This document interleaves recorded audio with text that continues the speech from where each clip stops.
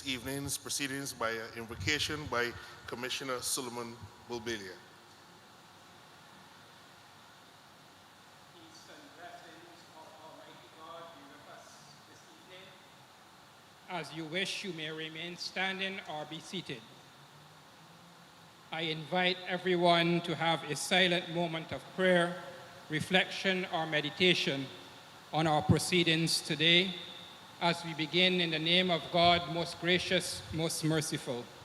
Let our prayers and thoughts before a session fill with words of wisdom, understanding, and learning as we seek to build out a reformed constitution for our beloved nation, Barbados. A moment of reflection.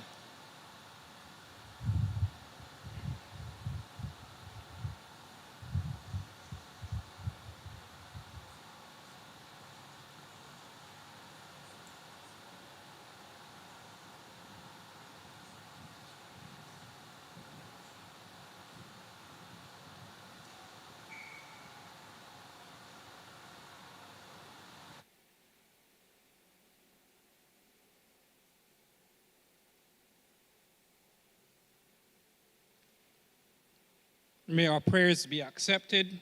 In the end, as in the beginning, all praises for Almighty God, the Creator, the Cherisher, and the Provider. Amen. Amen.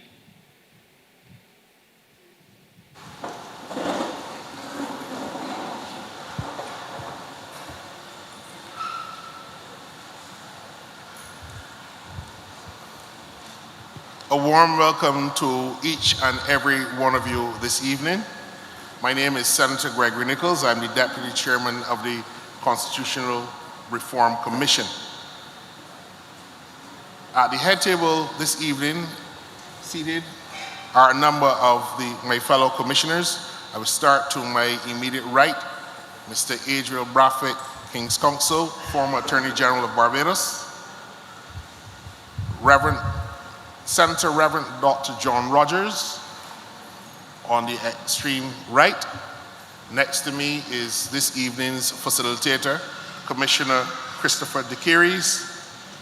Next to him is also Commissioner Solomon Bulbelia. And at the very end is Commissioner Mary Ann Redmond. I'd like to acknowledge the presence of the other commissioners. I see Ms. Shade Jemmett. I also see our Secretary, Professor Cynthia Barr-Giles, and Commissioner Khalil Kothawala. And behind him is also Commissioner Kerry Ann Eiffel. I apologize for the absence of our chairman this evening who was overseas on business. I would like to also acknowledge the presence of our Director General, Ms. Gail Atkins, who is busy working behind the scenes. I'll now turn over the proceedings to our facilitator for this evening, Mr. Christopher DeCaires.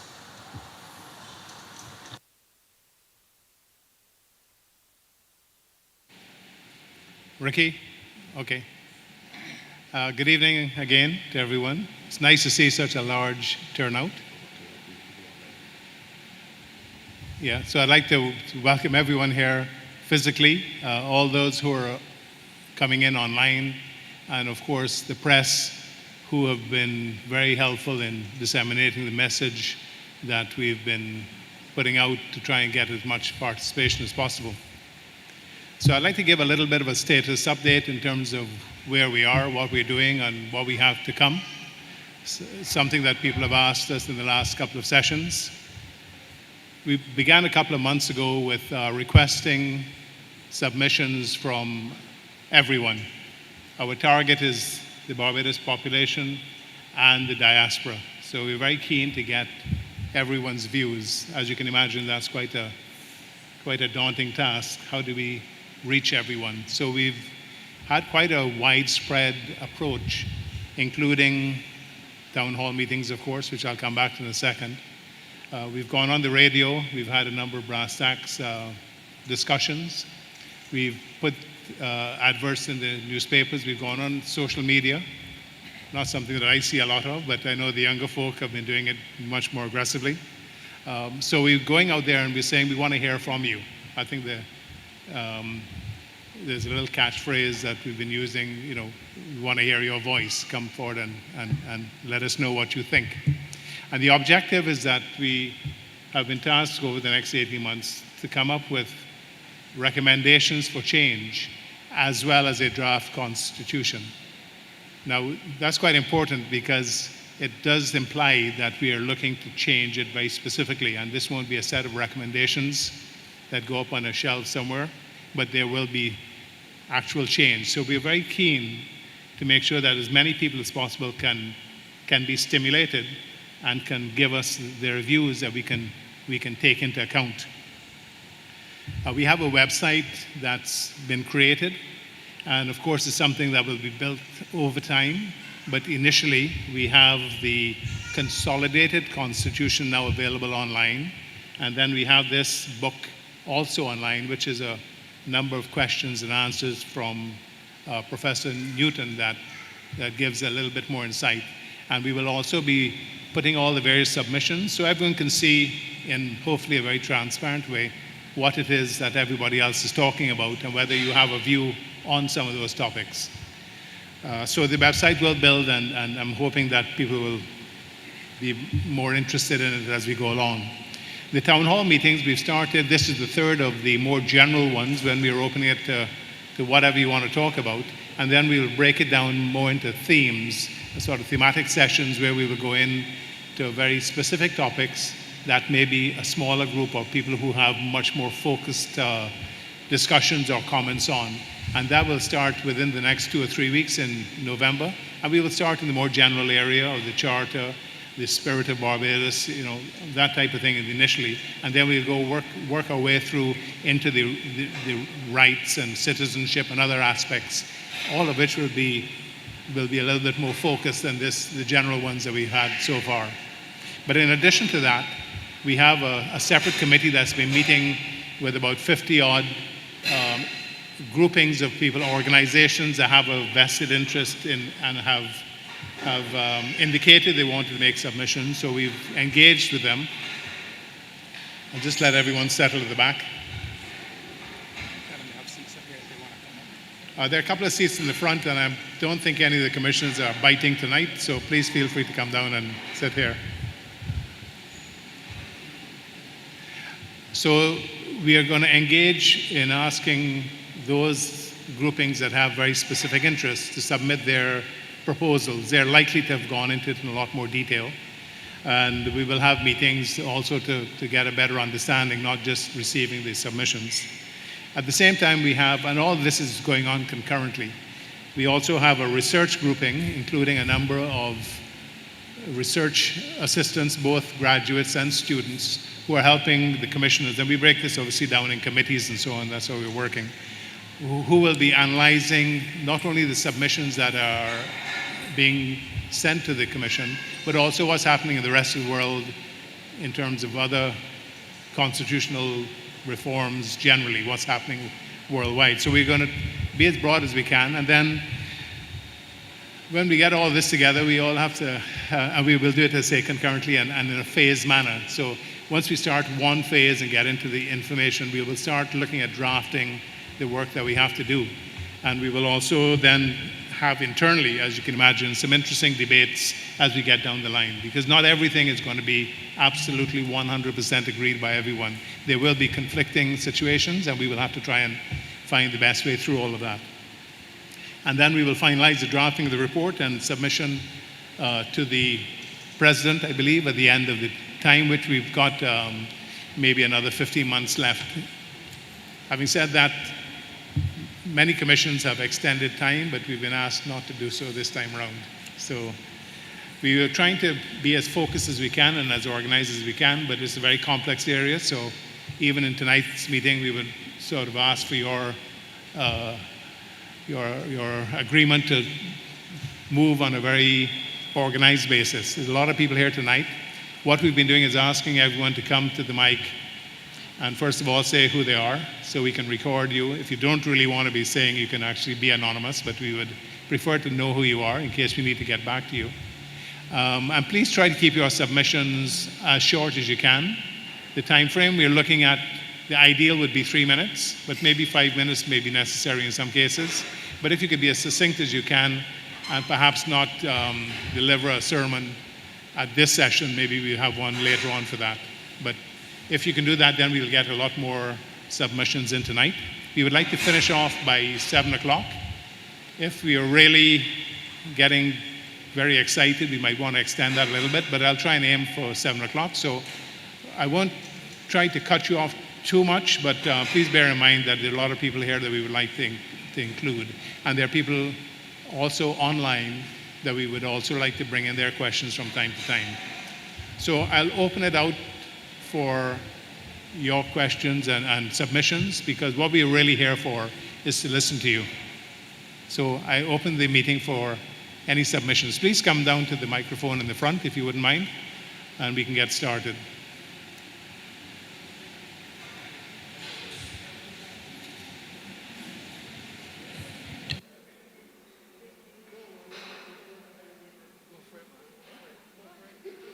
I'll have this gentleman, the gentleman in the red, whose face I think I recognize, but I better not call him out too early.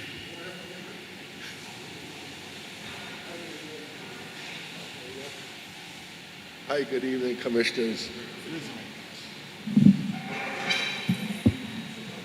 For those tall folk, if you wouldn't mind raising the mic up a little bit. Nazi. Okay. Hi, I didn't expect to be up here so quickly, but that's good. A wise gentleman once told me that you cannot manage what you cannot measure. And I'm here this evening because my feeling is that in the area of government finance and accounting, I pick up my papers and I read that Water Authority doesn't have accounts for the last 4 years. I see that the Public Accounts Committee is unable to function because there's no leader of the opposition. I see the Auditor General make his report every month or every year, but nothing comes of it. And I think it's time, now that we have the opportunity to change our Constitution, that we need to embed certain financial aspects that apply to the private sector, like publicly traded companies, where the accounts of government departments and ministries need to be done by qualified independent auditors and put in the public record, like in the newspaper, like everybody else. I think this would create an environment of transparency, and it would allow for the public, the shareholders, to know exactly what's going on with the government, their finances, the transport board, the hospital, the Water Authority, all of these agencies, and bring some clarity to the whole picture. Because I do not understand how you can hold the government accountable and they don't even know what the real numbers are. I have always believed that numbers do not lie, even though they can be made to. But if the records are transparently done according to generally accepted accounting principles, and things are uniform across the board, a lot of the confusions and questions that we have as taxpayers would no longer be relevant. And that's basically where I'm coming from today. There are several other things that I could touch on, but as I'm opening the batting, I would just touch the ball and allow other people to come in and have their say. Thank you. Can we just get your name for the record? I'm Carl St. John. We good?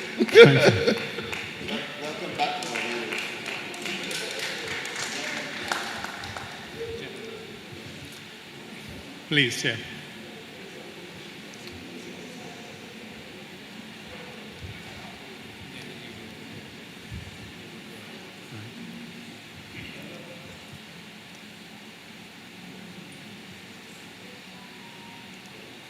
I prefer to remain anonymous. And there are no moderators here to shut me up, so I'm grateful that I could actually speak for a while. You don't know me. nor you. Yeah, I have issues with the whole concept of this chapter 3, protection of fundamental rights or freedoms of the individual, section 21, protection of the freedom of assembly and association. I can submit my things in 4 details, that's not a problem. I just need to explain and flash a bit on it, that's all.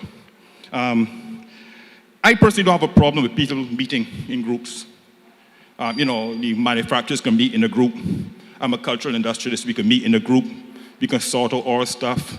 The people who are involved with healthcare, people like turtles, saving the reefs and the beaches and small environmentalists, they can meet in their own group.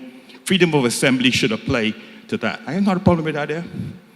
Because they have a natural interest that they all share, a progressive interest that in the end will serve in the interest of the rest.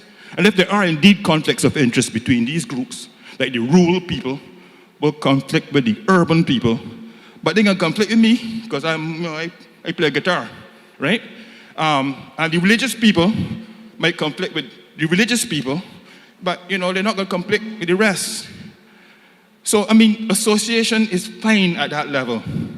And all of us are on one side of the river, and all we want is to cross the river to prosperity, Either we got to dive under the river or jump over, but it's a nice, amazing bridge built called government policy that allows us to move from one side to the next.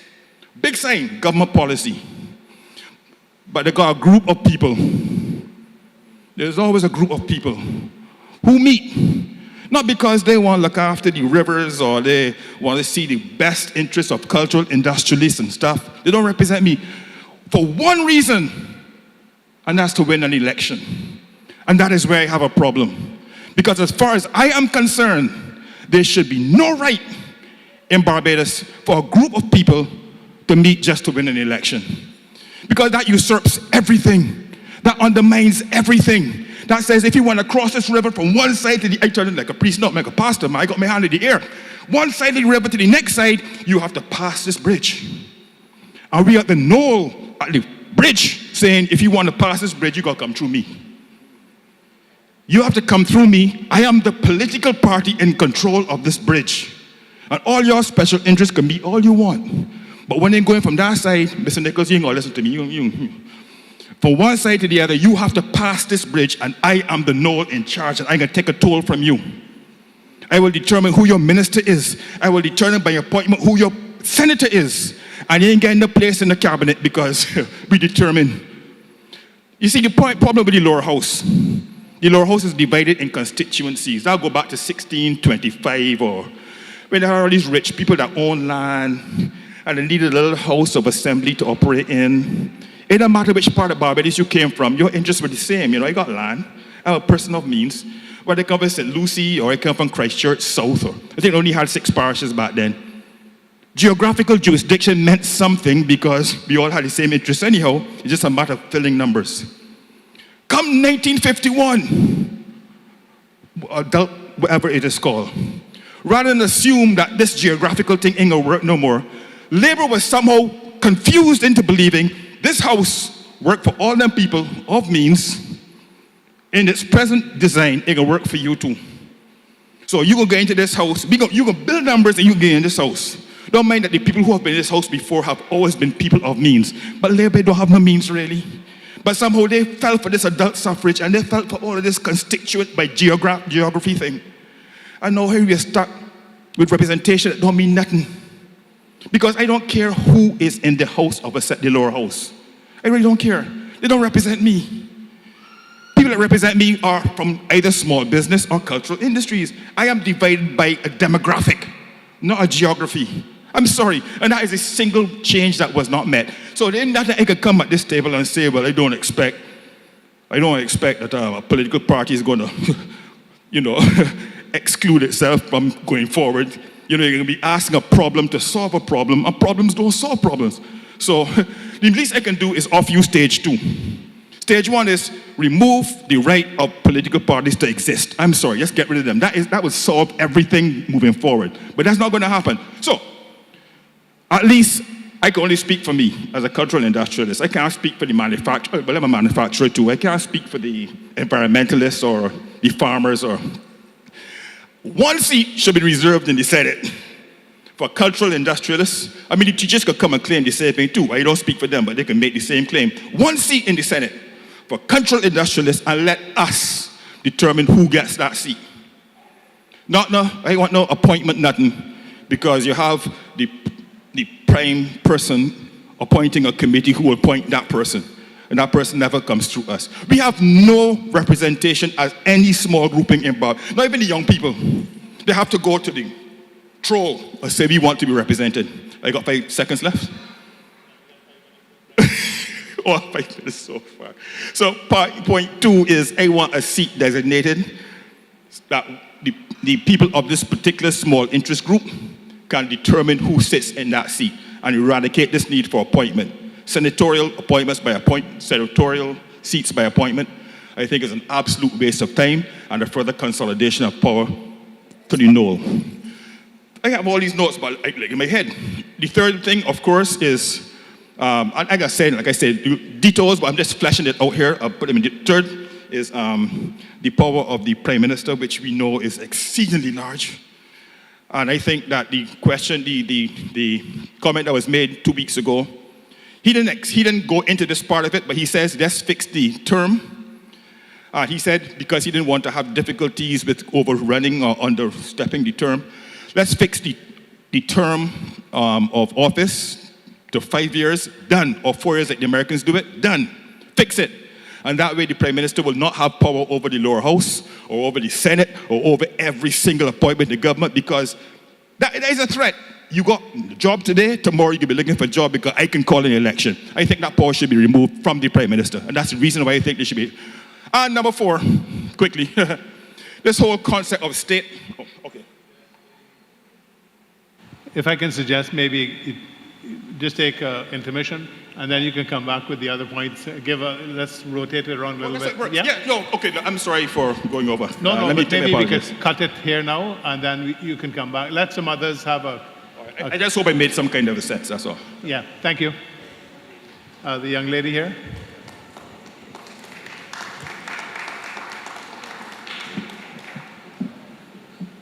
Good afternoon, everybody. I would prefer to remain anonymous. My query or my concern is with regards to the Ford Commission's recommendation that the text of the Reform Commission be gender neutral. We started out this afternoon with a prayer to Almighty God. Outside of that, Barbados' anthem makes reference to the fact that the Lord has been the people's guide. That same Lord has a text, and in the first book of that text, it speaks to the fact, or it was recorded, that he created them male and female, 2 genders. Now, with regards to this whole gender neutrality, we have a tendency to copy things that we see from other jurisdictions.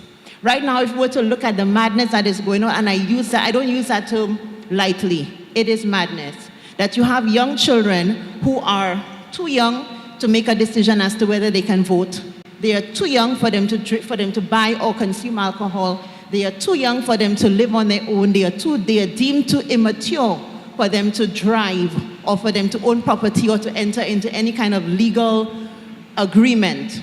but then you have them as young as they are who have a very tenuous grasp on reality, because really and truly, little children will tell you that they believe in what? The tooth fairy, they believe in Santa Claus, they believe in the boogeyman underneath their beds, and then you have this whole thing where they can make decisions as to whether they wake up this morning and they feel that they're a rat, or they're a cat, or they're a princess. We're going down a slippery slope. It is not everything that we see copied in other jurisdictions that we need to copy. And I do believe that if we claim that the Lord has been the people's guide, in his infinite wisdom, he knows that he created two genders, and we should not even make provision for that within the laws that will govern this country. Thank you.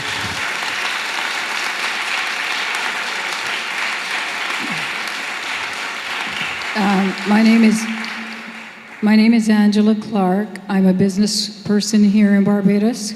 I'm a Guyanese-born Canadian citizen, married to a Barbadian, been here since 1995, and I can only have permanent residency. I would like to see the Constitution changed so that I'm given all the privileges as a citizen. I also contribute to society in every way, socially and economically. And I am a Christian, by the way. Thank you.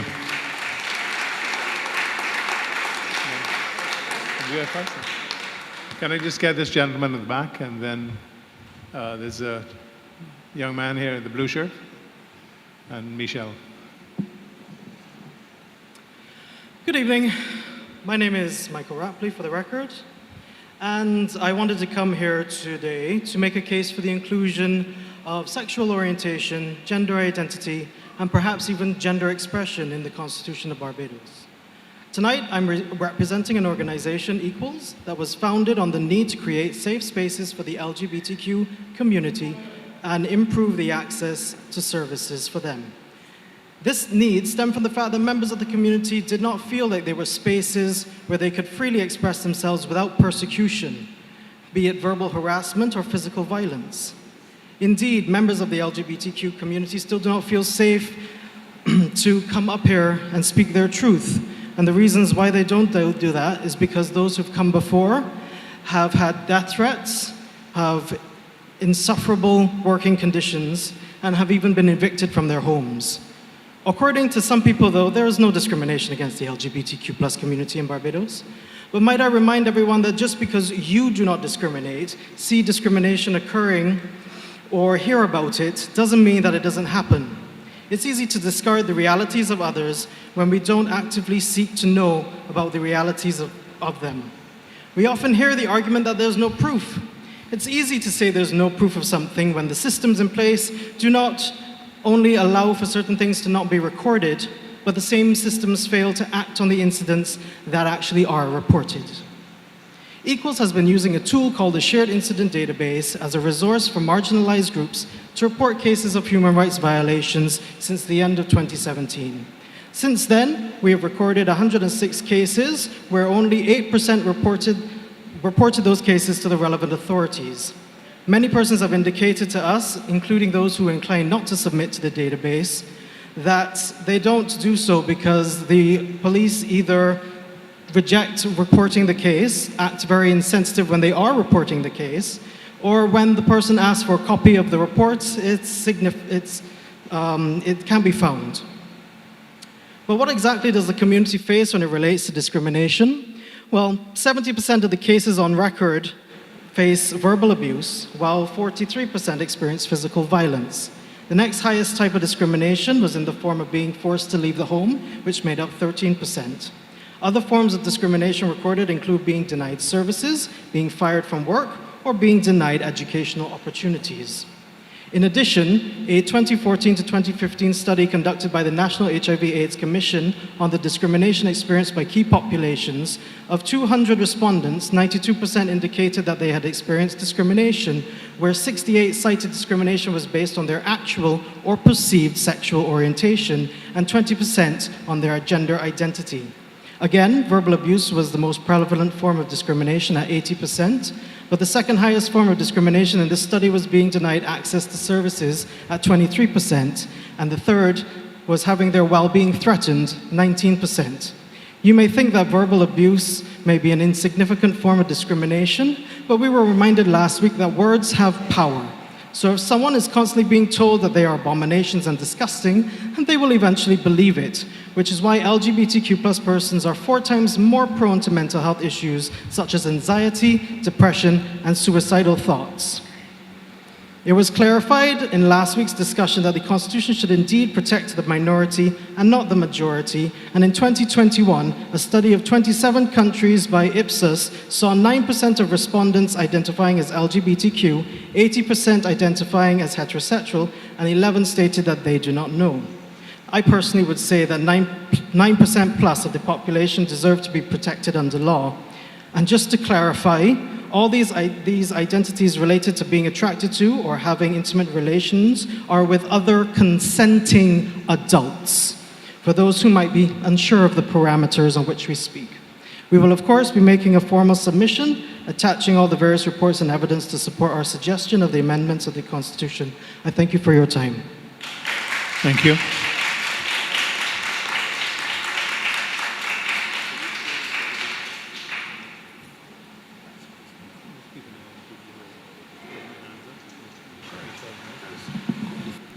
Before we begin, right? This one.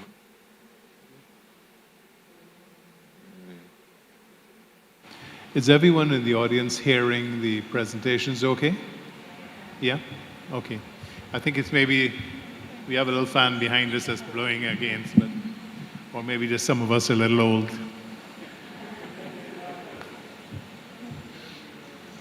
Please go ahead. Good evening. I'm Jabari Jones.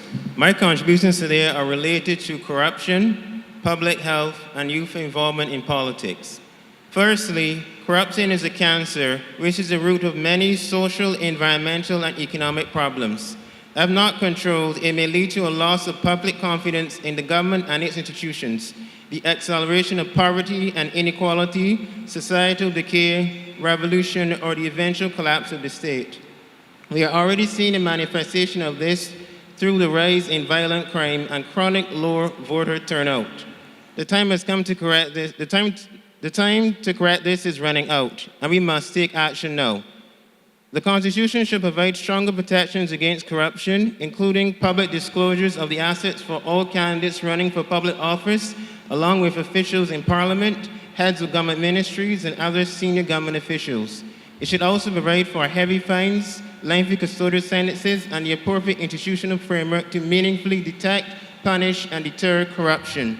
Secondly, sugary and salty foods are a major contributor of many non-communicable diseases.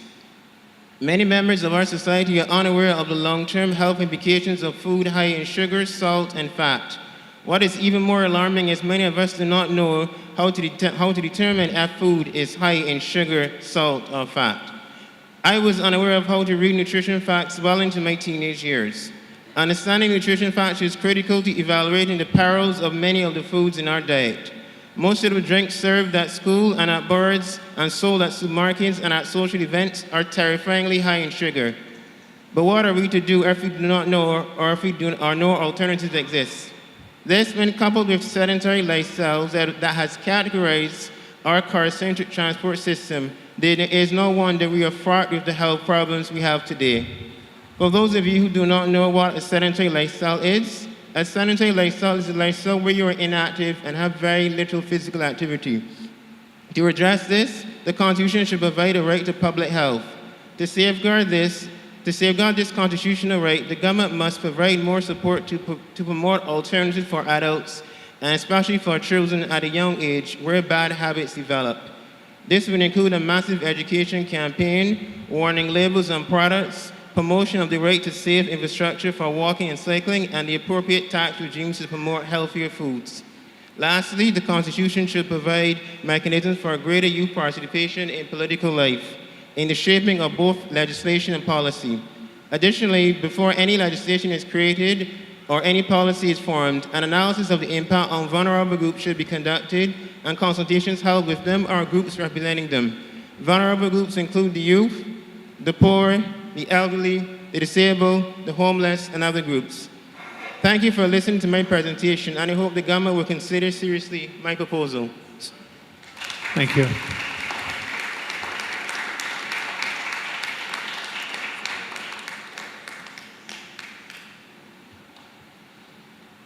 Hello, good evening to all. I begin this evening by my name, Michelle Edwards. I begin this evening by saying not all the proposed changes are bad or wrong for our nation as it progresses into a republic.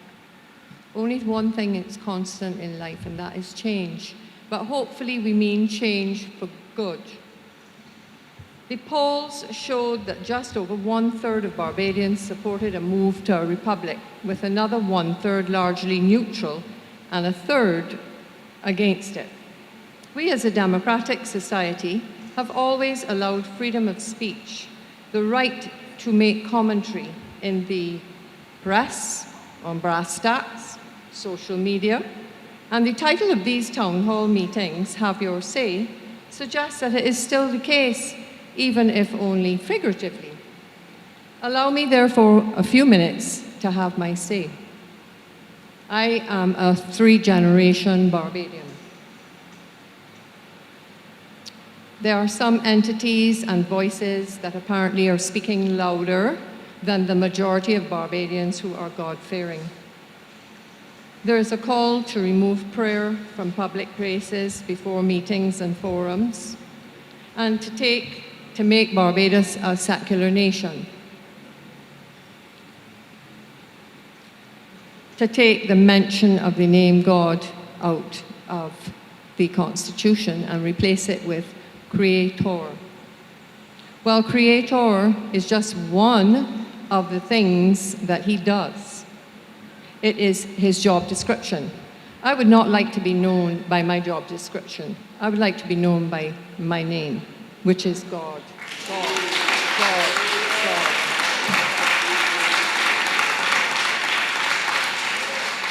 It is God that created heaven and earth. And all of us, in his own image. Are we going to rewrite history then?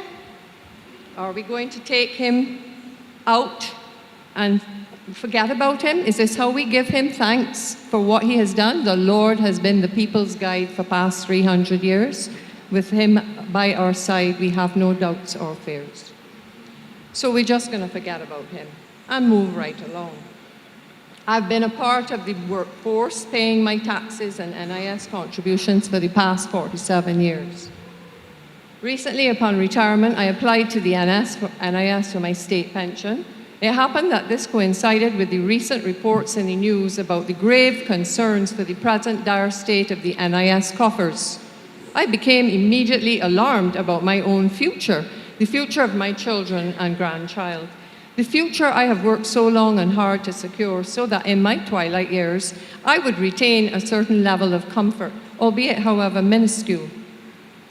We've been told that Barbados has a shortage of 80,000 people in the workforce. This may explain why we are importing labor from countries such as Ghana and Cuba and such like. Will they be made to pay taxes and NIS as normal citizens of Barbados do? I certainly hope so. Back in 2002, we have been told by the NIS that the ratio then of contributor to non-contributor was at 3 contributor to 1. By 2016, that ratio changed to contributor to non-contributor, 1 to 9. This is shocking. This is largely contributed by the family planning efforts.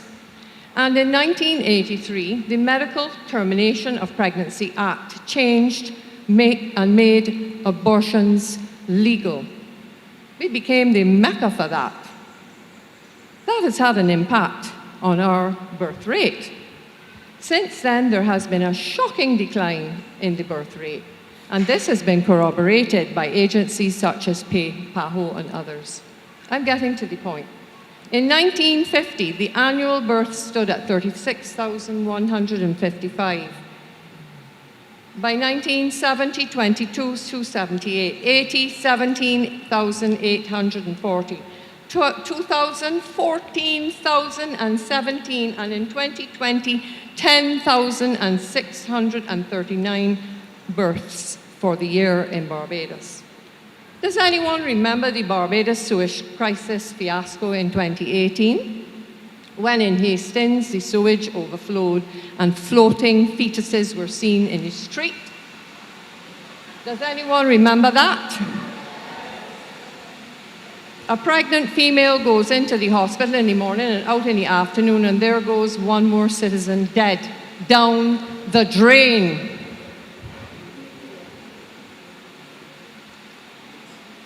We're talking about gender fluidity quickly. The undeniable fact stands, whether we as human beings try to change, refute, or deny it. The fact is that 2 men or 2 women will never be able to procreate and produce a biological child.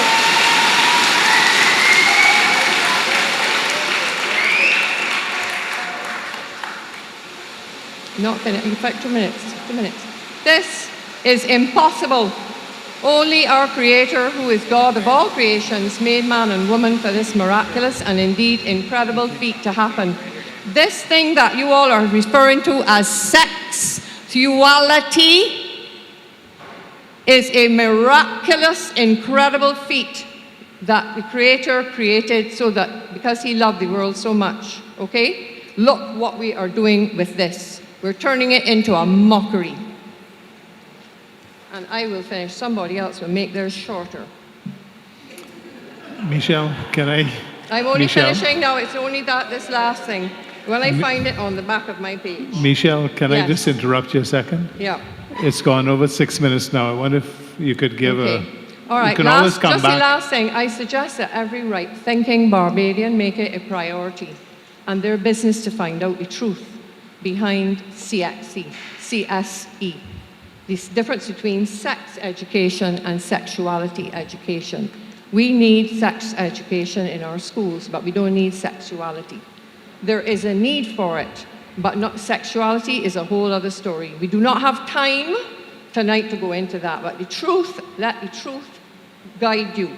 It is a threat to the very well-being of all children of this nation and indeed the world. We as adults must stop at nothing to protect our children from this evil. We will be held accountable if we stay silent. Thank you very much. Can I have the gentleman in red? And then next. Hi, good evening, everyone. I will try to make my comments brief in the interest of time and persons who may want to share as well. I am not an expert in the Constitution. I do not remember names and numbers and different parts of the Constitution that need clarification. But what I can tell you is this. From my understanding, your responsibility is to ensure you have a document that governs the well-being of this country.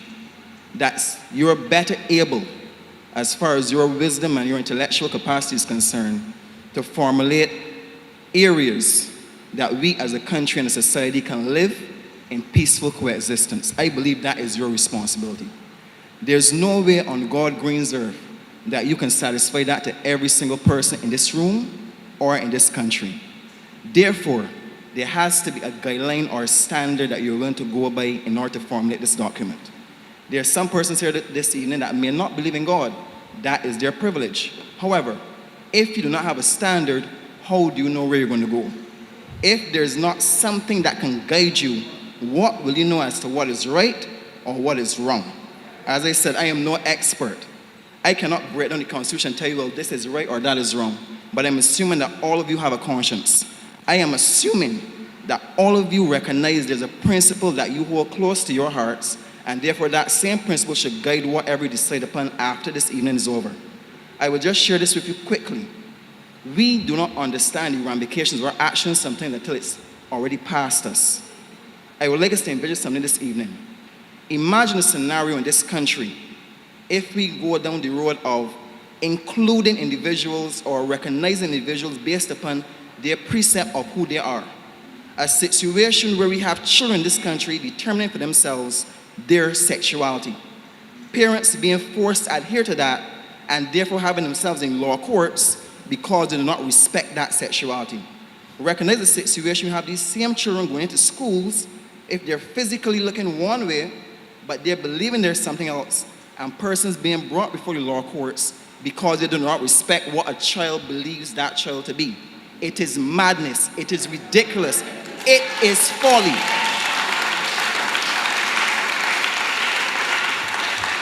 Now, let me just add this. I would have heard from the gentleman who spoke before him. I'm going to assume he's a gentleman. And he would have shared on the point about what he considers to be his right and his privileges. All of us have rights as human beings to exist.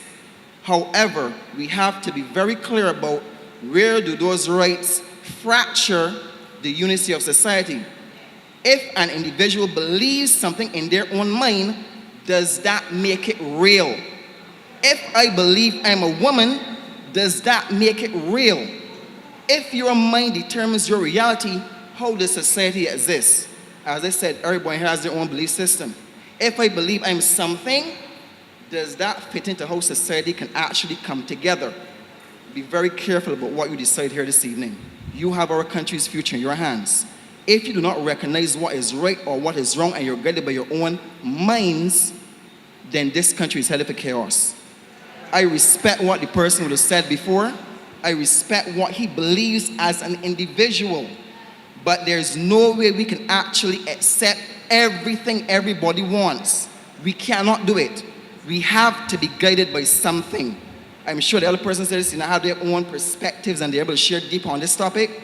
I will close by saying this. I represent Family, Freedom, and Faith Barbados. We as an organization adhere to what the Bible says. If you do not believe what the Bible says, that is your privilege, but there's only one God. The good thing about God is that he does not need you to believe in him for he to exist. If you do not believe in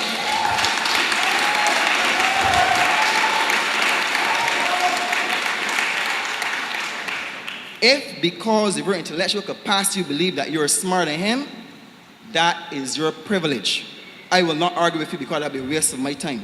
I can simply tell you this. If you gentlemen and lady believe that you can incorporate all beliefs into the Constitution, you are fooling yourselves. You can only be guided by wisdom. And there's no wisdom that is greater than God Almighty. That's all I want to share. Thank you.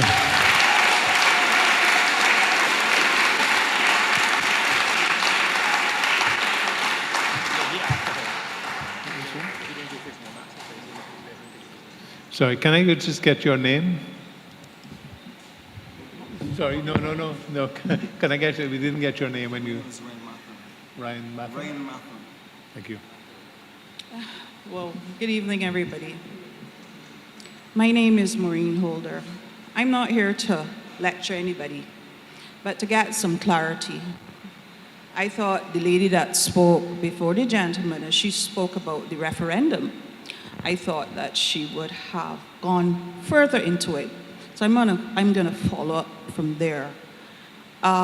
When Barbados became a republic, I think the majority of Barbadians felt left out. And I think that outcry that came out just a couple of weeks ago concerning the move to change the name Independence Day to Barbados National Day is part of that frustration.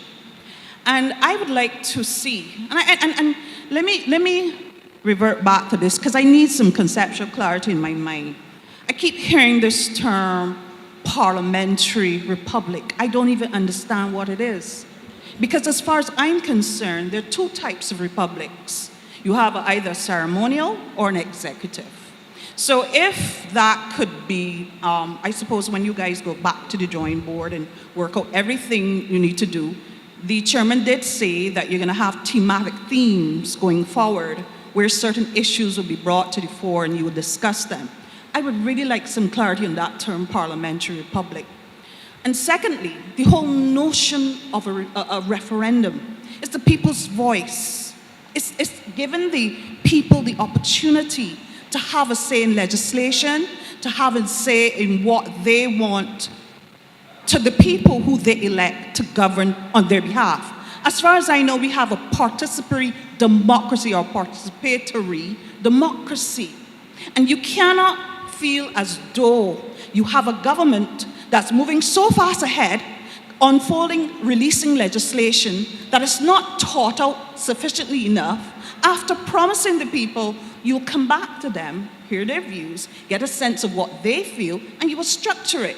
If the people of Barbados did not rise up a couple of weeks ago and cry out about this name change, we would have had quick legislation gone through Parliament. Barbados name change, no accountability.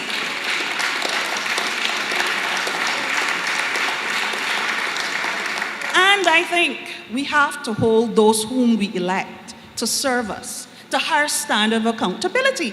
Somebody spoke about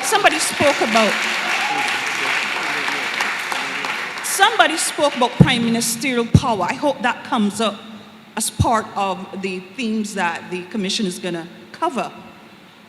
You have ministers pushing legislation as quickly as possible. I'm thinking in my head, I was thinking about it as I was sitting down there. How do you get to change a piece of legislation that you quickly pass through Parliament only to find out the people don't want it? Do you go back to Parliament and say, hey, look, we've listened to the people and we're going to change this and we're going to change that? Get it right. And I would like to see a constitution where communities are involved. The people's voices are in there. It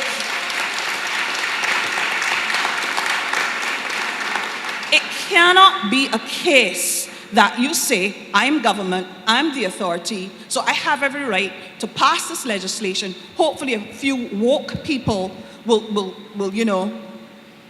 to say a little few things about it, but the majority will not say anything. You can't have that happening. And I find that Barbados is still very much divided. We have whites, whole set of white people banding together, whole set of black people banding together, and the Indians do it too. So I want a government that not only strives to be inclusive, but seeks to, or even a constitution, let me say the constitution, that shows that unity, that brings the people together, because this is a small nation. And I want to talk about victimization by political parties. That's an issue, because it has impacted on me. And I think here's a good place to talk about it. Here's a very good place to talk about it. We all live here, 166 square miles. I don't care if you're B, D, or C. If I have a view, I should be able to express it. We heard all kinds of people come out here and state their views. I have a right to be heard. I should not be victimized for my political views. And you cannot have a situation where every time you look at committees, you see an overwhelming amount of people who support one particular party. Where is the inclusion? We need a cooperative state government. I see the move to bridge the races. That's good and well. I respect that a lot, but I think we need to do more. And when we get to our constitution, I would love to come to all these various themes. The one that I'm interested in, prime ministerial power and referendums, and giving the people a greater say. I haven't read this document yet, but when I get to it, I'm sure I'll have a whole lot more questions. I thank you for listening. Thank you.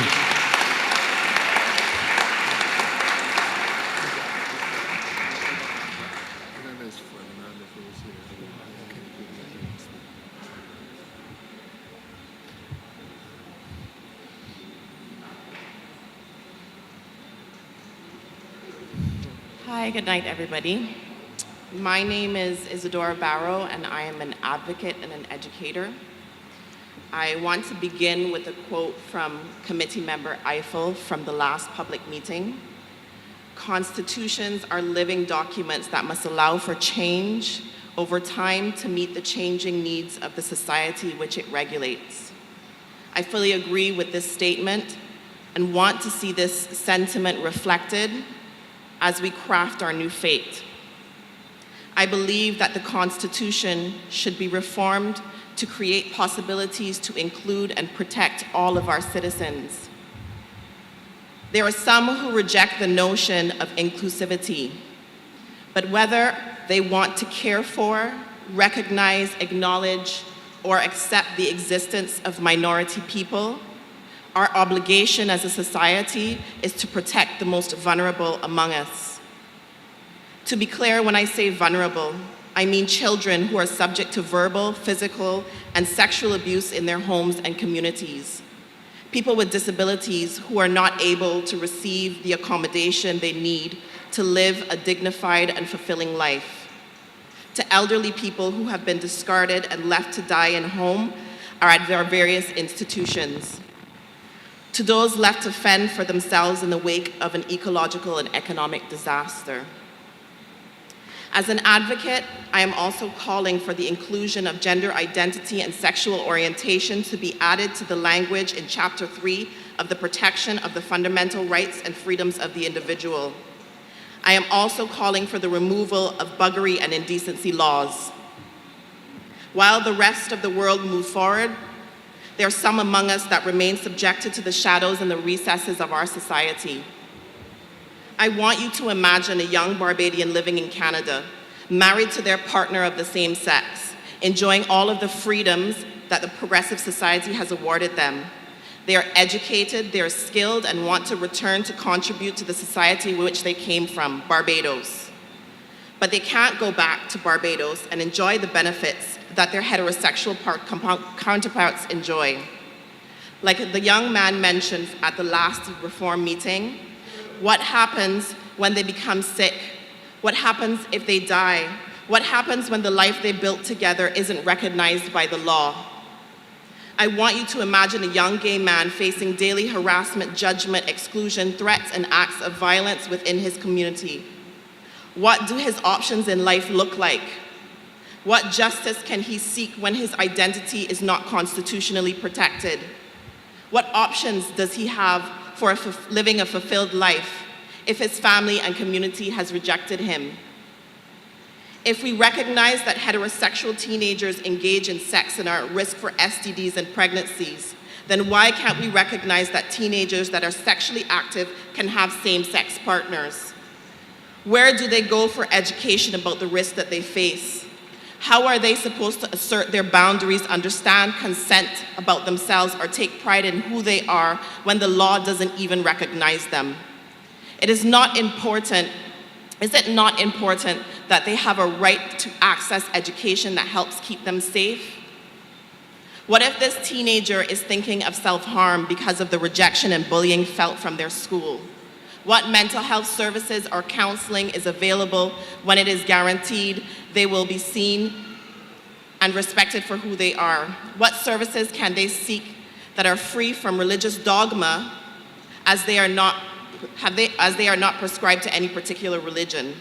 Again, whether or not others in society want to recognize, acknowledge, or accept minority experiences in this society, they exist and the law should offer protection.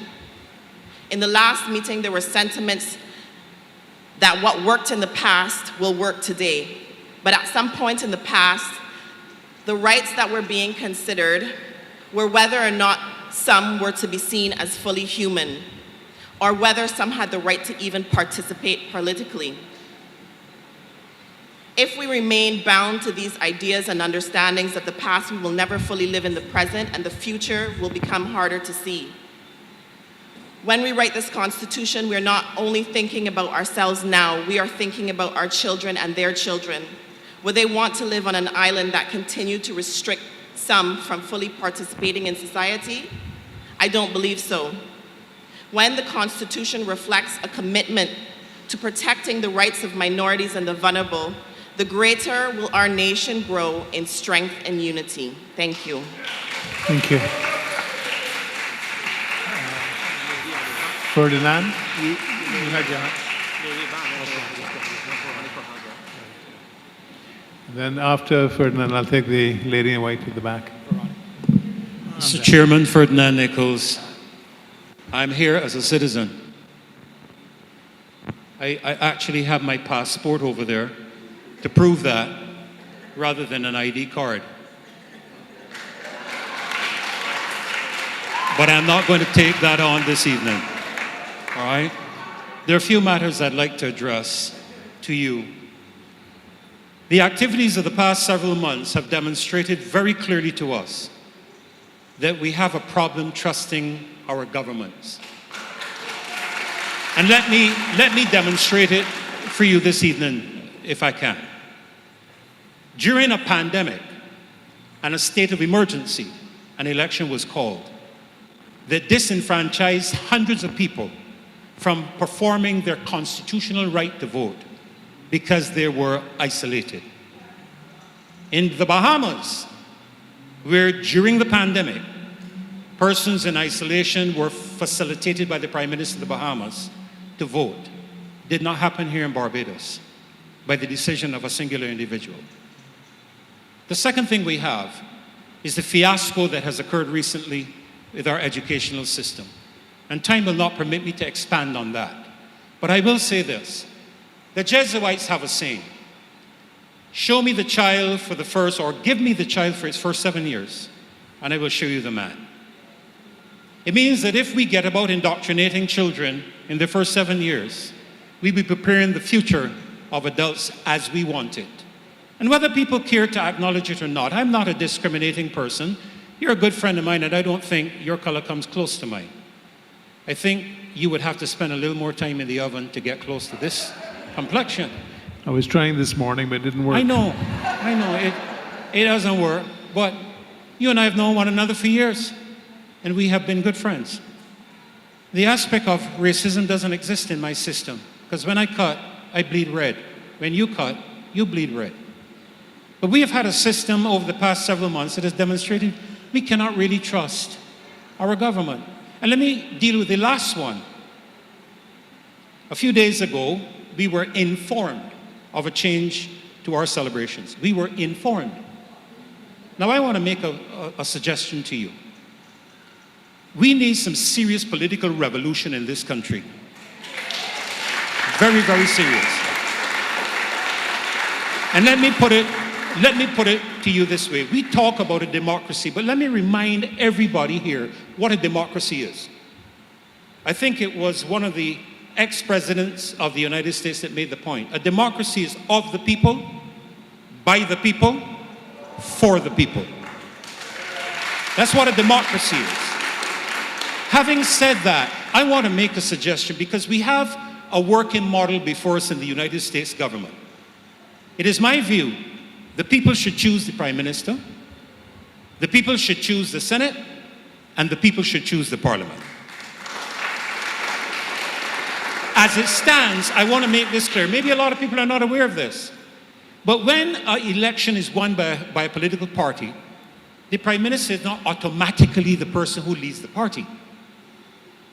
That person is selected by the majority of persons in Parliament. And as we have seen in recent cases in the United Kingdom, the majority of people in England do not want the current Prime Minister as Prime Minister of the UK. But a decision was made by the majority of people in the House of Commons. This is how our system works. And then, to add insult to injury, it is the Prime Minister and now the President who decide who sit in Senate. Not a single person out here has any contribution to that matter. Not one. And I don't think I stand to be corrected. I think I've been around politics long enough to know that that is a fact. And I'm suggesting this evening that in that you are representing the people should choose who they want to sit in all three executive positions of government.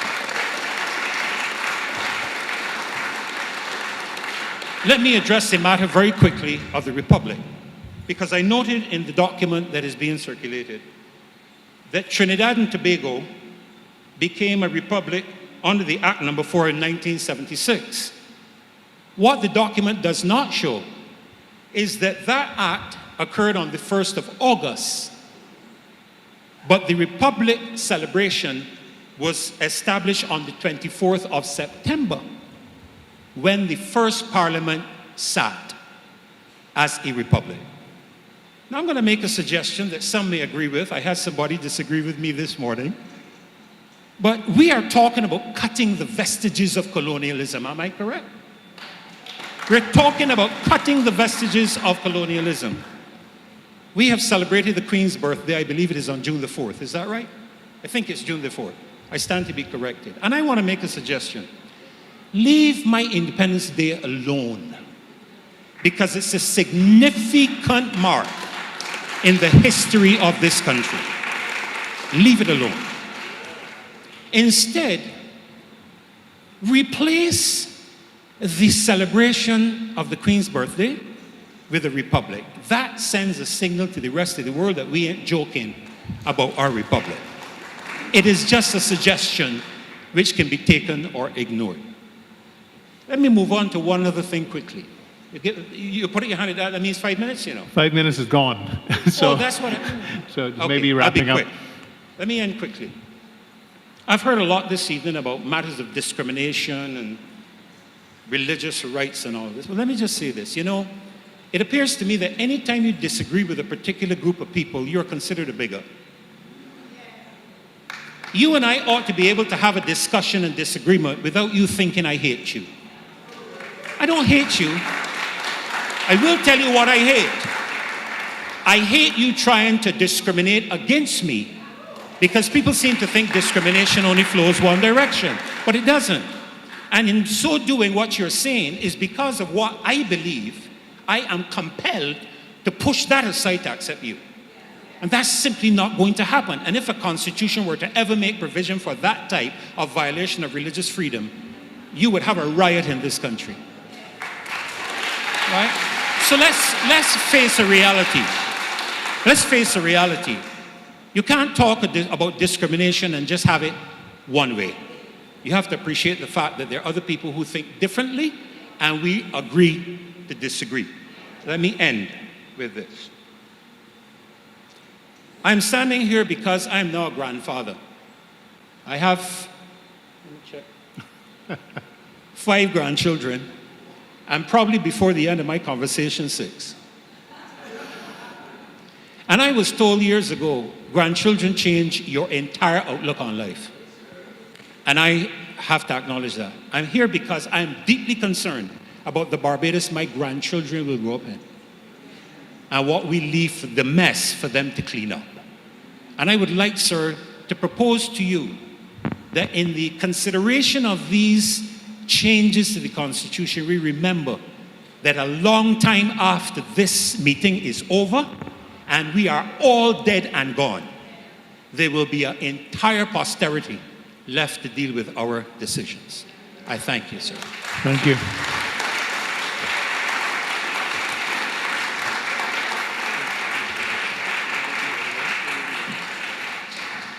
My name is Lisa Niles. I want to address the question of the inclusion of the term sexual orientation in the Constitution. The term, and counter that question with what will inclusion of that term lead us? Where will it lead us? The term sexual orientation is defined as a person's sexual identity as bisexual, straight, gay, pansexual, etc. In 1975, Pennsylvania was the first U.S. state to add sexual orientation to their employment laws and was followed by Wisconsin in 1985. The term sexual orientation in those laws was defined as referring to homosexuality, heterosexuality, or bisexuality. By May 2016, every public school and college in the U.S. but was being instructed by the U.S. Department of Education and Justice to allow students to use restrooms consistent with their gender identity. So boys who believe that they were girls could compete in girls' sports and use the girls' restrooms, and vice versa. So following that initial inclusion of the term sexual orientation in the laws of the US in 1975, with one particular definition, laws in the US and Canada have evolved to include transgender status in the definition of sexual orientation. If we include the term sexual orientation in our Constitution, what definition will be intended? How will the term be applied in our law courts, in our educational system, within society? How will the definition evolve after this inclusion? My grandmother used to say, look down the road before you step outside. It may be a useful exercise to look at how the sexual revolution has evolved in the past in order to see how it will continually evolve in the future. And we can look at the acronym LGBTQIA+ itself, where we began in 1980 with just L. We went into the 1990s with LGB. By the 2000s, T was added. And as feelings evolve, who knows how long this acronym will get in terms of definition, interpretation, and application in our law courts, in our schools, in sports, and in all other aspects of daily living. If we include the term sexual orientation in our Constitution, what definition will be intended? How will the term be applied by our courts, our educational system, and our society? How will the definition evolve after this inclusion? My grandmother used to say, "Don't rush the brush and throw away the paint." Possible definitions of sexual orientation may be considered so that we can realize what definition we're dealing with. But there isn't one objective scientific list. And all the lists are not the same. On one website, I found 11 sexual orientations. On another, I found 47. And even when the same words are used, they carry different meanings. Different terms may mean different things to different people, since sexual orientation is, and I quote, ultimately determined by an individual on their own terms rather than by a fixed definition.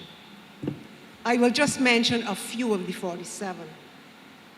Autoromantic, biromantic, pansexual, cupiosexual, fluid, omnisexual, homosexual, sapiosexual, and this is the one that got me, minor attracted persons, or MAP, which is an all-encompassing term used to indicate specific ages of attractions.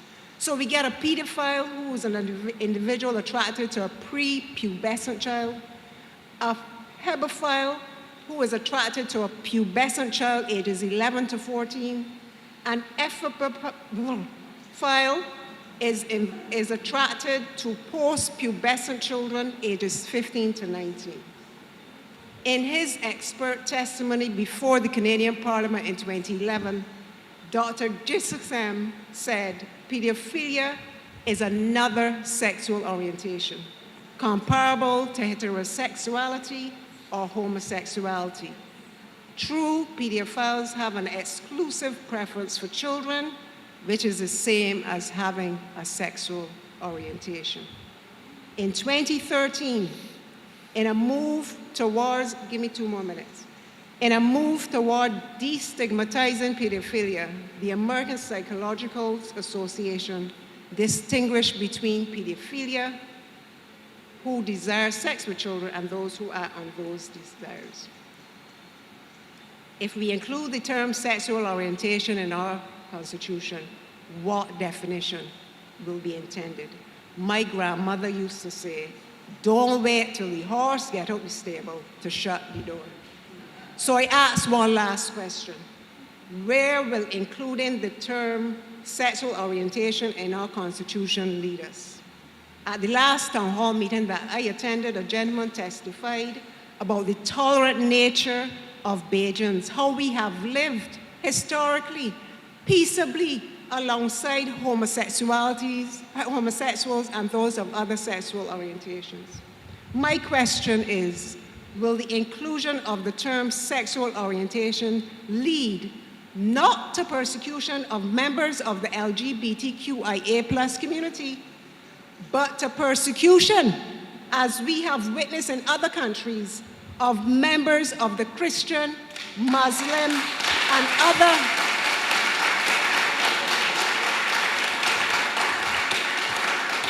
and other religious communities who oppose, as is their human right, any ideology that goes against how they believe God created man and woman? Will it spark the worst type of religious persecution in Barbados? Will the inclusion of sexual orientation in our Constitution lead to a violation of parental rights, to gender indoctrination in our schools? Will our 4-year-old children be misled to choose their gender without parental consent? Will it lead to an increase in suicides from the stress involved with Can I living? interrupt you a second? One paragraph, with living a lifestyle that violates nature. If we include, last paragraph, if we include the term sexual orientation in our Constitution, what definition will be intended? How will the term be applied by our courts, by our schools, and in our society? How will the definition evolve after this inclusion? My grandmother used to say, God don't like ugly. Thank you.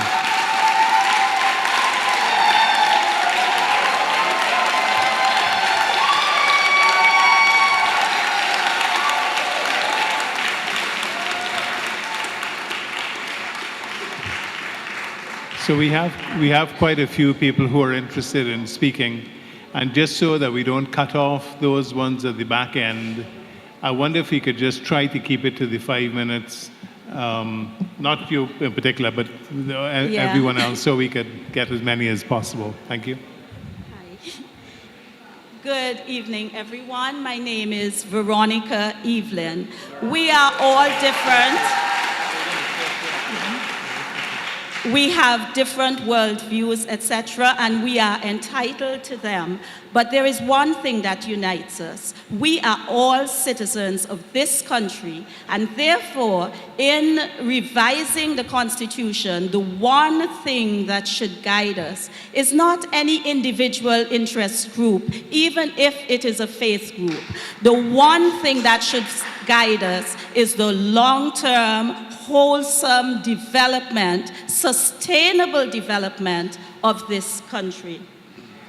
My submission relates to Chapter 3 of the present Constitution, and I speak with a decided focus on the children and youth of today and those precious children that are yet unborn.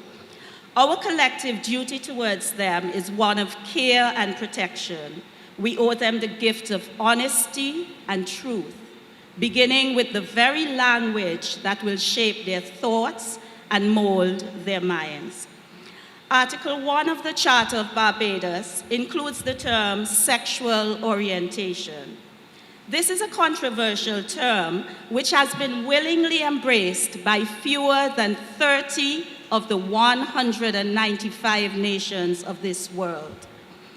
The reasons for the controversy are what I shall outline today, while making a case for the non-inclusion of the term in the revised Constitution. During the COVID-19 pandemic, the government's mantra was, and everybody knows it, follow the science and act out of an abundance of caution. With respect to the use of the term sexual orientation, I'd like to suggest that a similar approach be adopted and that we both follow the science and act with an abundance of caution when considering whether to import this term from the Charter into the revised Constitution. And why do I say this? Because its implications will reverberate for years to come. And I think the previous speaker alluded to this. Now, sexual orientation is a term and is used to denote sexual attraction to and preference for one's own sex or another sex, the opposite sex. This definition pivots on the assumption that biological sex is non-binary and gender is fluid. These assumptions are contrary to observations based on biological fact, and instead they are guided by ideology. Biological sex is binary. Among humans, reproduction involves the fusion of two haploid cells. These are the gametes which contain half of the genetic information. The recombination of the two, and only two, that is binary, sex chromosomes X and Y during reproduction determines the biological sex of the offspring. Therefore, biological sex is an innate and immutable binary trait that is unalterable by psychosocial or any other factors. The existence of congenital sexual disorders and the existence of intersex persons does not negate this binary nature. Furthermore, sex is not merely a matter of external genitalia, but also encompasses various indicators, including the internal reproductive organs, predominant sex hormones, physical structure and development, voice, facial features, and more. Now, where did this whole controversy come from? The controversy lies in the modern divorce between biological sex and gender. Some scientists have advanced the notion that there is little significant relationship between sex and gender, and that gender is fluid. This is, however, inaccurate, and it is on the basis of this that I speak on behalf of our children. There is no use in teaching them an institutional lie. Despite surgical intervention and hormone treatments, which may make superficial differences to one's outward appearance, a male remains male, a female remains female.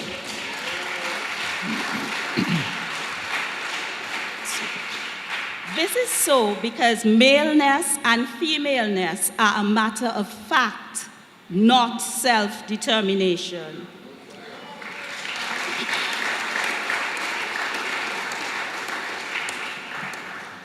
I should note here that even among those who espouse the term, there seems to be some confusion as to what really is sex and what is gender.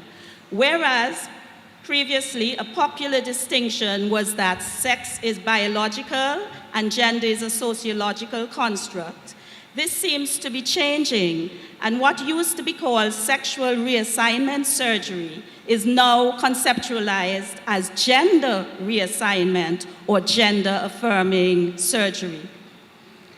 Be that as it may, if the term sexual orientation is included in a revised constitution, how will it be defined? How will it be circumscribed? How will one determine boundaries?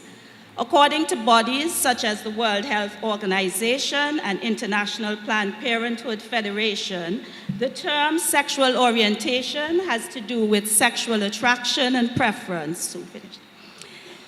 This, we have established, is based on modern ideology that sexual orientation is independent of both biological sex and gender, which themselves may be unrelated. 2 paragraphs. Short paragraphs. Yeah. Short ones. Yeah. I was told 5 to 7 minutes, I'm sorry, so I made it 6. These ideas continue to evolve while biological facts remain the same. Therefore, if we choose to import the term from Article 1 into the Constitution, we will tacitly be abandoning logic and common sense in favor of an ideological notion. This is not who we are. I propose that we do not include this term in a constitution that will guide us as a republic for at least a generation. The supreme law of any land cannot rest firmly on any evolving psychological ideology in any area, but must be grounded firmly on facts. Children and youth are our future. We cannot afford to mess with their minds. In deciding whether to import the controversial and unscientific term sexual orientation from the Charter into the revised Constitution, I implore you, gentlemen and lady, all of you from the Constitutional Reform Committee, I implore you to follow the science and act out of an abundance of caution. Thank you.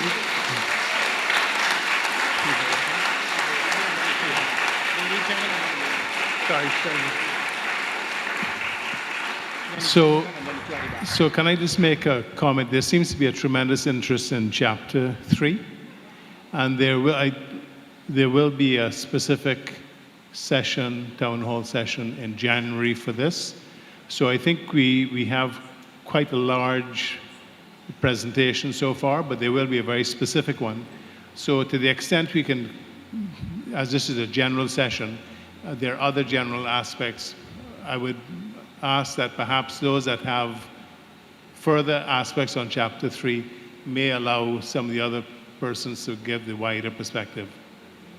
And also, we do have a time constraint, so I would ask you all to try to keep it within 5 minutes, because it means the people at the back end will not get a chance to speak at all.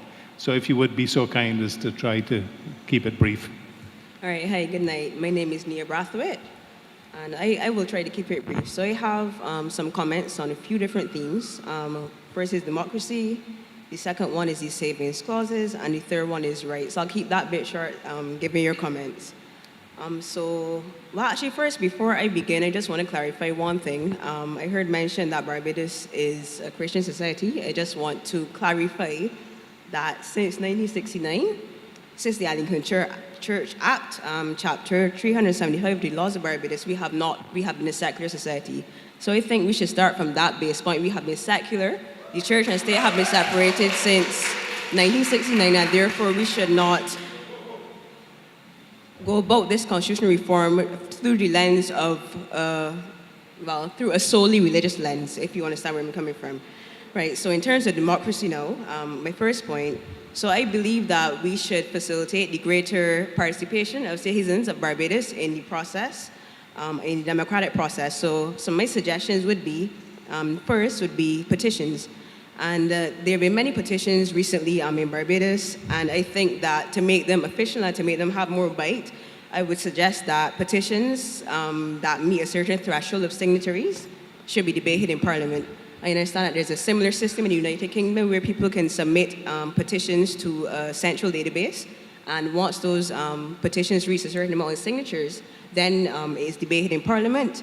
I think that actually would be quite useful in terms of getting Barbadians involved, and for instance, with the recent debacle about the name change of Independence Day and whatever, people can have an actual say that will be debated in Parliament. Another suggestion, when it comes to democracy, would be the right of recall. So I think that waiting 5 years for a representative who does not do their job, who you know that they're not doing their job, I think that the people should have a right and should have a way to recall those people.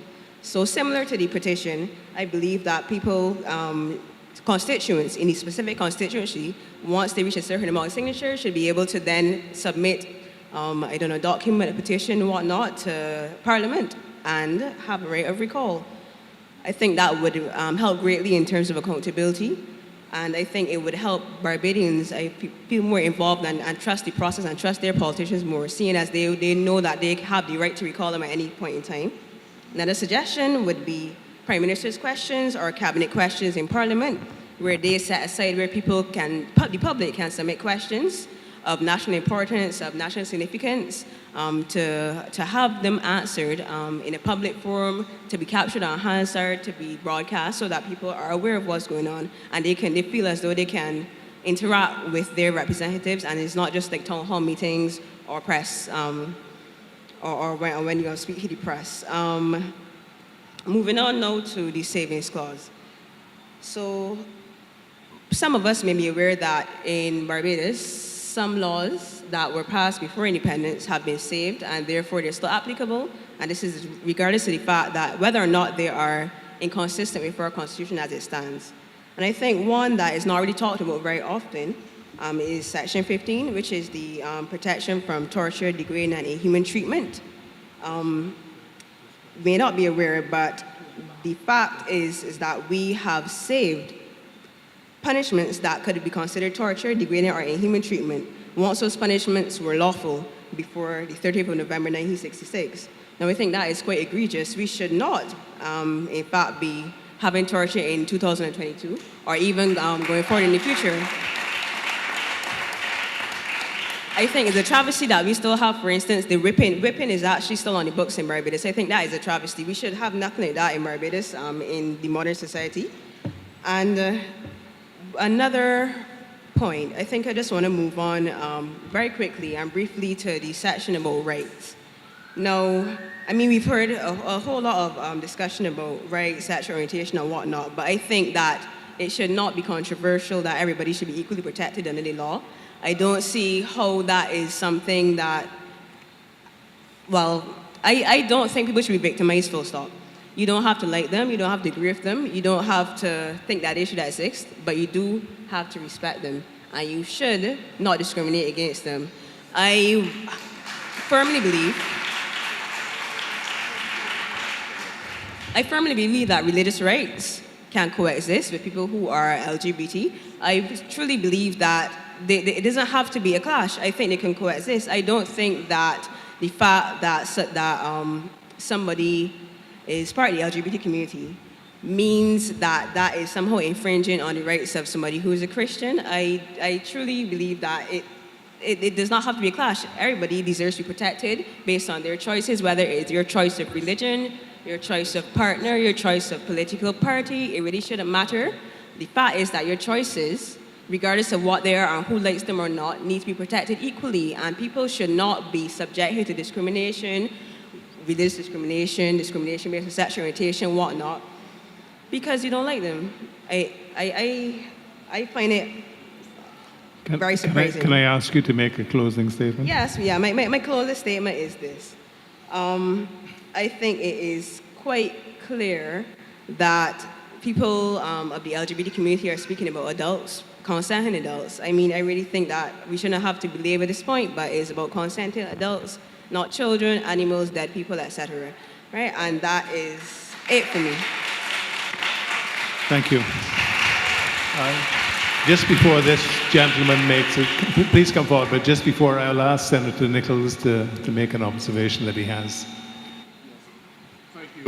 Chris, the last speaker just referred to savings law clauses, and just for the benefit of the wider audience, I'd just like to inform the Caribbean Court of Justice, which is our highest court, struck down the savings law clause in a case called Nerve and the state.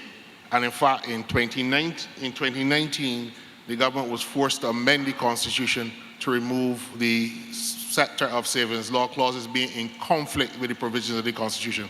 So right now, any law that was in existence before independence has to be read with the modifications and adaptations so that they can now be consistent with the fundamental rights provisions of the Constitution. So that is no longer a problem in Barbados. Gregory, please go ahead. Good evening, ladies and gentlemen. My name is Fred Corbin, and I represent the people of Barbados and the Eastern Caribbean. I'd like to begin by reading a statement by... You have a very thick wad of papers there, and I'm going to ask you to try and keep it to 5 minutes if you can. I'm accustomed to doing that. I'd like to read a statement by the late Haile Selassie, that until the philosophy which holds one race superior and another inferior is finally and permanently discredited and abandoned, that until there are no longer first-class and second-class citizens of any nation, that until the color of a man's skin is of no more significance than the color of his eyes, that until the basic human rights are equally guaranteed to all without regard to race, that until that day, the dream of lasting peace and world citizenship and a rule of international morality will remain but a fleeting illusion to be pursued but never attained.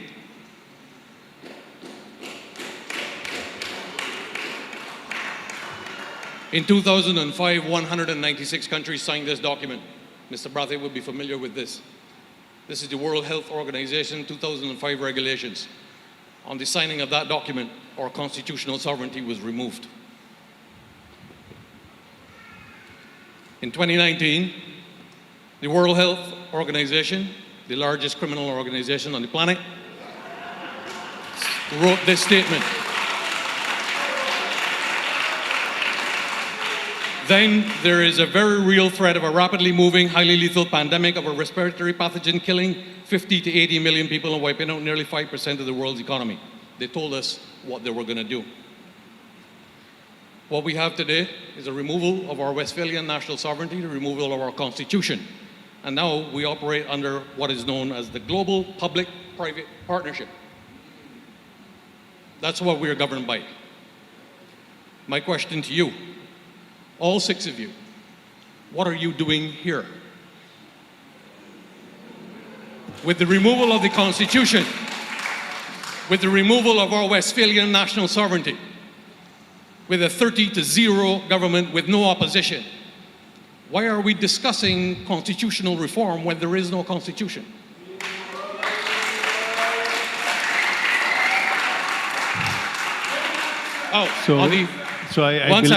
One second. Sure. Without any further ado, let's cut straight to the chase. This document was written by the Pope Benedict in 2015 and published on 28th of June 2015. This is what is known as the Laudato Si. If you haven't read it, I suggest you read it. The most important thing about this document is that this is the global constitution that was debated this day in Sharm el-Sheikh in the Sinai Desert in Egypt. On the 13th of November, global leaders will pay obeisance to the papacy in honoring this climate accord, this global constitution. The constitution that you all are pretending to amend is based on this. It will be a global constitution that governs the world and brings into force a Sunday law. That's what it brings into force, a Sunday law, bringing obeisance to the papacy. My final point. Barbados was told that we had to abide by rules and regulations of a pandemic. This document highlights SARS-CoV-2 as an unrestricted bioweapon that has been foisted upon our population. This document was created by Dr. Li Mengyan, who defected from the People's Republic of China, who was employed at the Wuhan Institute of Virology, and who we had the privilege of being involved in the United States military debriefing, which published this document, highlighting the global pandemic as a fraud. Second final point. What I hold in my hands is a new constitution for Barbados. And I quote, "Whereas the people of Barbados have affirmed that their nation is founded upon principles that acknowledge the fatherhood and supremacy of God and man's duties toward his fellow man. Recognize that inasmuch as spiritual development is of supreme importance to human existence and the highest expression thereof, it is their aspiration to serve that end with all strength and resources.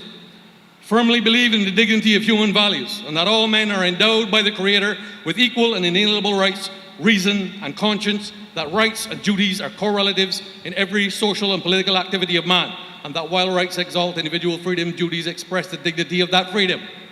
Mr. Corbyn, can I ask you to make a closing statement now, please? I will close my statement. This is the Constitution of Barbados' newest political entity.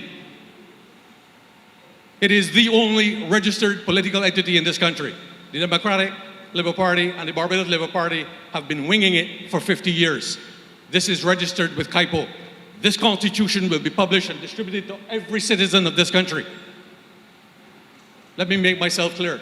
We stand for God's supremacy in this country, and we will not be moved. Thank you. Thank you.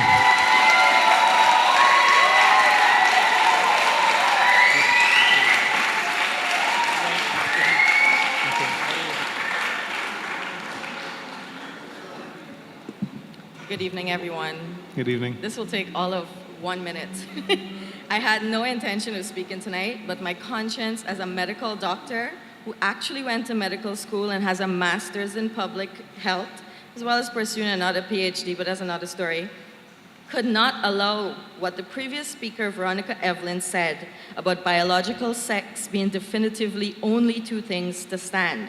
I find it disgusting that she twisted and used many scientific words to confuddle us tonight and to state a view that is definitively not supported by the scientific community. Biological sex is not XY, male, female. There are so many variations in between.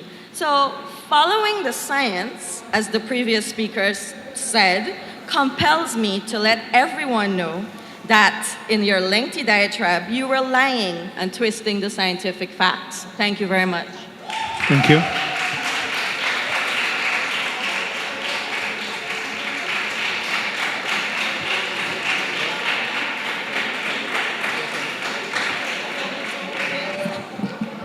Good evening, ladies and gentlemen. And I might be constrained by the statement of Mr. DeCuries because I'm referring in my presentation to what? Section 3?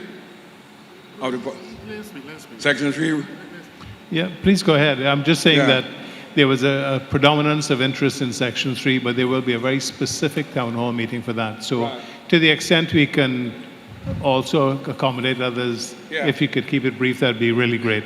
Ladies and gentlemen, if I take this off and I change my gender and I put this on, what do I become? Female what? Female what religion? Muslim. Muslim, ladies and gentlemen. And my point this evening is that everything that religion stands for in terms of the female is inimical to the Constitution of Barbados. Right. And I want to submit that 6 weeks ago in, what's the place called? Iran, a woman called Masha Amini, she was found guilty of allowing one strand of her hair to escape that covering. The hijab, what's not true? No, not cultural. Our Constitution is culturally neutral. It will be culturally neutral. Nobody in future, if I have anything to do with it, will be able to submit that there are cultural discriminatory points or cultural demarcations or cultural removals from our Constitution. It will be secular. Good? Our Constitution will show that in future. No female shall be forced to wear present mandatory hair scarf in public at any time or on any occasion. No female shall be forced from age 9 to wear mandatory hair covering in public at any time or any occasion. No female shall be denied the right or opportunity to participate in sports in which outer clothing must be removed. No female shall be denied the right to participate in Olympic sports which require participants to wear swimsuits for gymnastics and to expose necks, arms, thighs, and legs. No female shall be forced to wear clothing which covers the entire human body. No female shall be penalized for wearing scarves or shawls in public. No female shall be required to walk 3 steps behind her husband in public. No female shall be required when she goes out in public to be accompanied by a mahram, a male blood relative. No female shall be subjected to physical battering by their husbands. Where's the what? Can you? I'm not hearing you, if man. I can ask, let's just, I'm not hearing you. in order for time Right. especially, let's allow the speaker to speak Right. his time. No female shall be denied the right, to appear in public unaccompanied by male relatives. No female shall be denied the right to marry whenever she desires, to whom she desires, and if she desires because of religious or cultural norms. Now, all of this is in pursuit of the principle of emancipating persons in our society from what I consider cultural slavery. Oh, sorry, my name is Trevor Marshall. I have been accused of being a historian sometime. Right. And there are, how many men on this committee? 7. Adriel, your mother's still alive? Right, Dr. Rogers? Gregory, your mother's still alive? Yeah, Cecil, yours is gone. If my mother's alive? No. Thank you. No. Ladies and gentlemen, of the 10 members of the commission, 7 are male.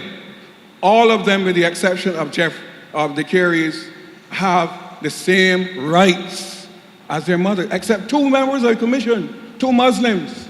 The youngest member of the commission, a 19-year-old gentleman in front of me, has more rights than his mother. He has more rights than his sister. He can appear in public without accompaniment.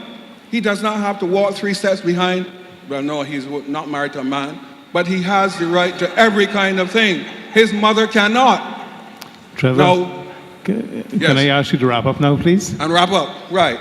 And the point is that I will reappear in January and make these points, because we cannot go to a new constitution without and allow this travesty to continue. It is a travesty. In Iran now, people are protesting and are losing their lives simply because of wearing the hijab. And the burqa is one that covers your face entirely. In the 21st century, we have women being forced to wear these head coverings and face coverings. That is cultural slavery. Our constitution will be culturally neutral, right? And France has banned the hijab, and we must ban any covering which prevents our females. Look at all the other females in here. They do not have their hair covered. And do you know that within the Muslim religion, if any of you were to appear like this, you would be considered sluts. You would be considered persons requiring hellfire. You could be taken out in public, put in a hole, and stoned to death. Trevor? Now, that can happen in future in Barbados. And before I finish, I will reappear in January, I don't want to leave out the Rastafari. The Rastafari also subject our women to cultural slavery. Are there any Rastafari women in here? No. The Rastafari in their presentations are always represented by men. I shall reappear. Thank you. Thank you, Trevor. The gentleman at the back.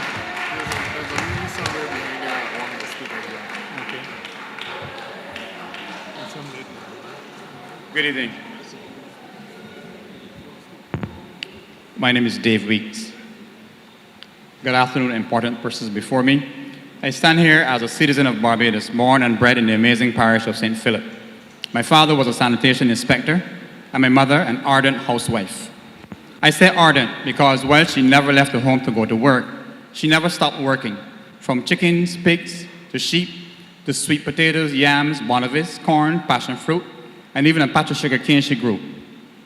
My father was a lay worker in the Christian Mission Church, going around preaching across this sugarcane island, while my mother was part of the sisters' band. Those who were in church will know what I mean. But what has this to do with this complex and heavily legalistic constitution? It is this. In order to eat a whole elephant, you take one bite at a time.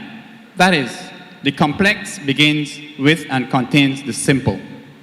My appeal this evening is to ask that you goodly folk, in framing the content, the principles, and standards of the new Constitution, not to diminish or discredit the effectiveness of godliness in the ruling of a nation. I repeat that. Not to diminish or discredit the effectiveness of godliness in ruling a nation.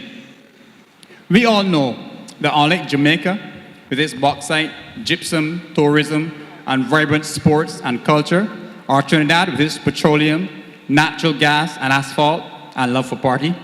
Unlike Guyana with its gold, bauxite, and diamonds, not to mention Africa, with its vast, vast wealth of natural resources, Barbados has very little or none of the above.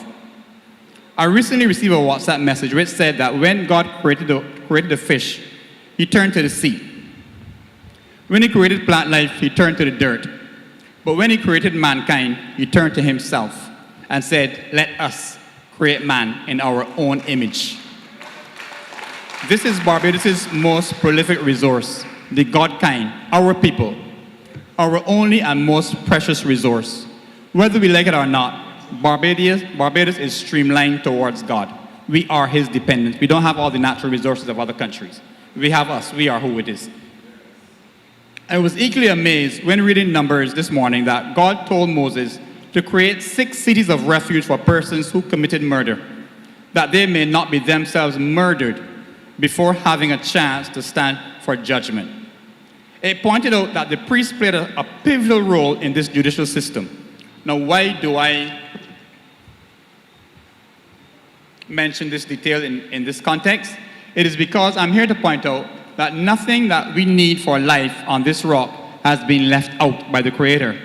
There is much, much more evidence that God is integrally woven into the fabric of our very existence than I could mention. But this is not the forum for such, neither is there enough time. The biggest point I'm making is that we as Bajan people, because of the lack of a fallback of natural resources, need the most powerful resource ever, God. To seek to succinctly erase him from the pages of our Constitution, first via the Charter, and then more explicitly in our practice via the botched attempt at introducing components of comprehensive sexuality education, is a blatant mistake which will spell the doom of our nation, who have been known over the years to punch above our weight. Do we think we acquired this reputation by chance? Are there any of the money-hungry, godless nations who we are seeking to follow to get their money give it to us? No. It was the said same God who inspired the amazing leaders and people who pushed this 166 square mile dot of an island to the top, none of whom were perfect, mind you. If we think for one moment that we can maintain that status of punching above our weight while pushing the sovereign Creator out, we're making a sad mistake. Many are of the belief that in these tough times and near impossible economic times, we need more than God to get us out. I don't fault them, because the church has not taught otherwise. In fact, the church has proven to be a bitter disappointment to many of us. It has decayed to the point of almost becoming irrelevant to the nation, with many preaching a prosperity gospel, living large while their congregations suffer, and some leading immoral lives. I too have experienced this firsthand. The church has evicted many and forced them to seek solace elsewhere. Amen to that too. Yes, the Bible says righteousness exalts a nation, but sin is a reproach or an embarrassment to any nation. The church has been part of this embarrassment, and we too must repent. I, however, implore you not to throw out the baby with the bathwater. Rather, I challenge you to pause and look more carefully at what God has to offer in the context of the technological times in which we live. It was his technology that built the pyramids of Egypt, the rock temple at Lalibela in Ethiopia. Mr. Weeks, can I ask you to make a closing statement? You've gone past your time. Coming down. I ain't got no pages. I'm coming down. And many Greek philosophers, we believe that many Greek philosophers learned their craft in Alexandria, Egypt. And many went there to study philosophy, medicine, mathematics, geometry, etc. Sorry, Mr. Weeks, you've gone way beyond your time. All right, let me go to the end. Can I ask you just to make a let me go to the concluding end. Can I go statement? to the end? Thank you. Okay. To us, this makes no sense, but we know that his ways are not our ways, and his thoughts are higher than ours. I'm hereby proposing that rather than pandering towards being satellites of others, we rather seek to intensify the standards, principles which innately have caused us to punch above our weight. Dependence on a higher power has not failed us in the past, and what has is men and women, including the church, who have been selfish, seeking to line their pockets and forgetting to care for the community, which has nurtured and given us the strength to punch hard, despite our small size. As they say, don't judge the book by the cover. Check what's inside. It may jump you. Barbados can jump the world again. I appeal to you, give God another term. Thank you. Ladies and gentlemen, we have come to 7 o'clock, and I think we've seen quite a few people, but I think there may still be a couple more that would like to speak. Can I just see a show of hands? Is that lady there? Please come forward. There's one more there. Can I say we'll take 3 more presentations, please? And if you can try to keep them brief, if you would, please. There'll be 4 presentations. Thank you. Thank you very much. First of all, thank you for the opportunity to speak with regard to our Barbadian Constitution. As a Barbadian, my Constitution is extremely important to me, and I would like to pray that those entrusted with crafting a direction for our country would fully appreciate the weight of what we have given you to do. I hope that you understand that the decisions you take can impact not only you and I, but our children and our children's children. This Constitution is a possible turning point for good or evil. I am contributing because I want those charged with pulling together the Constitution to pull together a good one.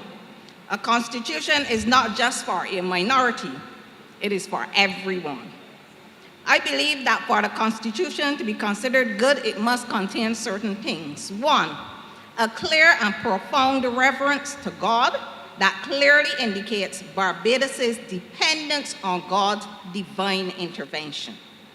2, freedom of speech. As an individual, I must be able to say what I believe. That should be a right protected by the Constitution. Discrimination on sexual orientation and using things like gender terms, those can be a problem. Homosexuality is already protected because homosexuals, transgenders, they are people, and the rights of people should be protected. We don't need to be specific about homosexuals or transgenders. 3, the right to vote and to have a say as to those I have voted for have chosen to go in the direction that I support.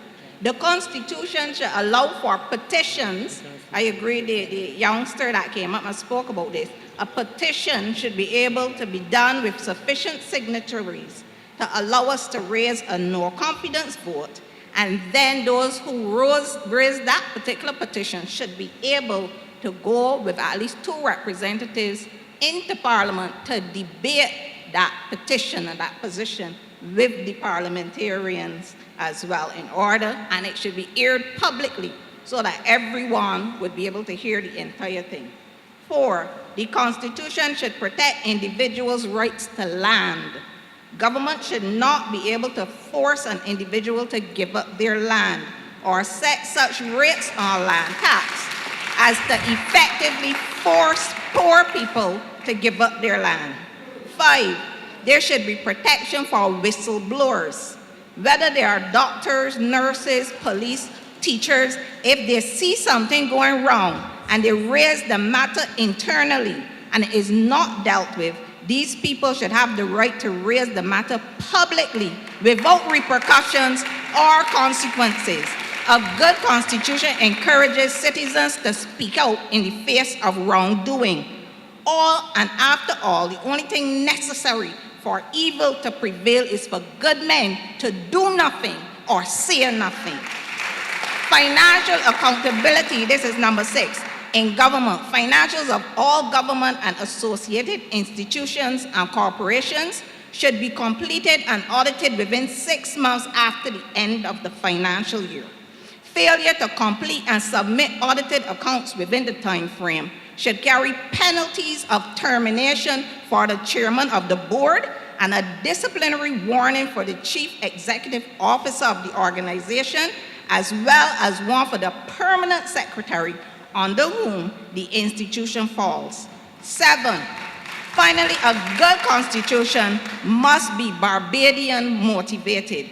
Our constitution must reflect our beliefs and our values, not the beliefs and values of some billionaire in Canada or some president from America. It must reflect what we Barbadians hold dear. We hold our children dear and near to us. It must reflect what we Barbadians care about. Our Constitution must protect our children.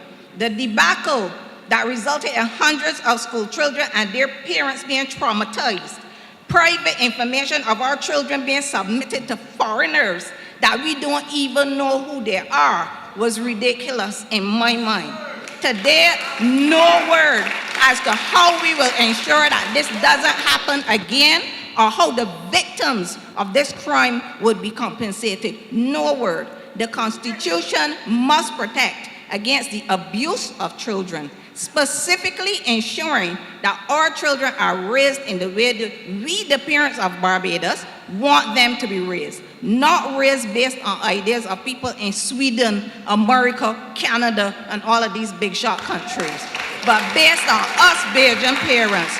With that in mind, we do not want our Constitution to endorse any continuing sexuality education for our children or to legalize child mutilation in an effort to support the changing of a minor's gender from male to female or vice versa. We don't want that in our Constitution. Can I ask you At the end of it all, a good Constitution must reflect common sense. I have outlined some of the things which simply reflect common sense. I pray that those entrusted to prepare the Constitution would have the common sense to ensure that these matters are properly dealt with in our Constitution. Thank you very much. Thank you.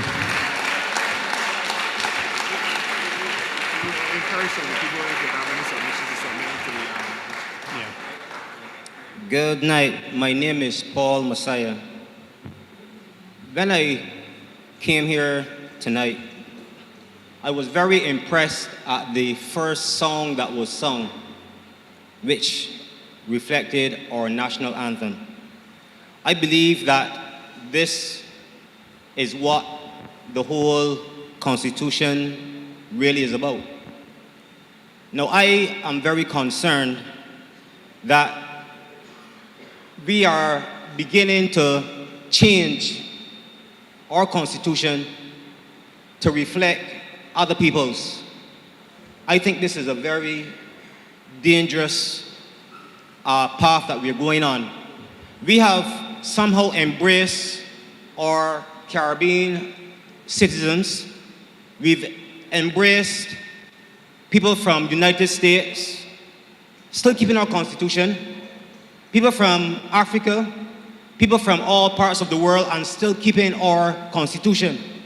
But it seems as though because of certain mindsets that have stepped in to our zone, we are now becoming the sponge of the Caribbean. So we are actually trying to please people now instead of trying to uplift our own standards. And I'm very concerned about this because we are craftsmen of our faith. We also are strict guardians of our heritage. And if we do not stand up to the forces that exist among us or the external forces, we would find ourselves at this particular junction in our lives trying to amend our Constitution in order to please other people. I believe that since the Lord have been the people's guide for these past years, that we should allow our Constitution to reflect such. We cannot go to places like Iran and have such a debate about changing their Constitution. So why should we allow other mindsets to come to our own country to change our own heritage? I believe that within the past couple of weeks, I'm very concerned that we have not been hearing much from our president because of some of the social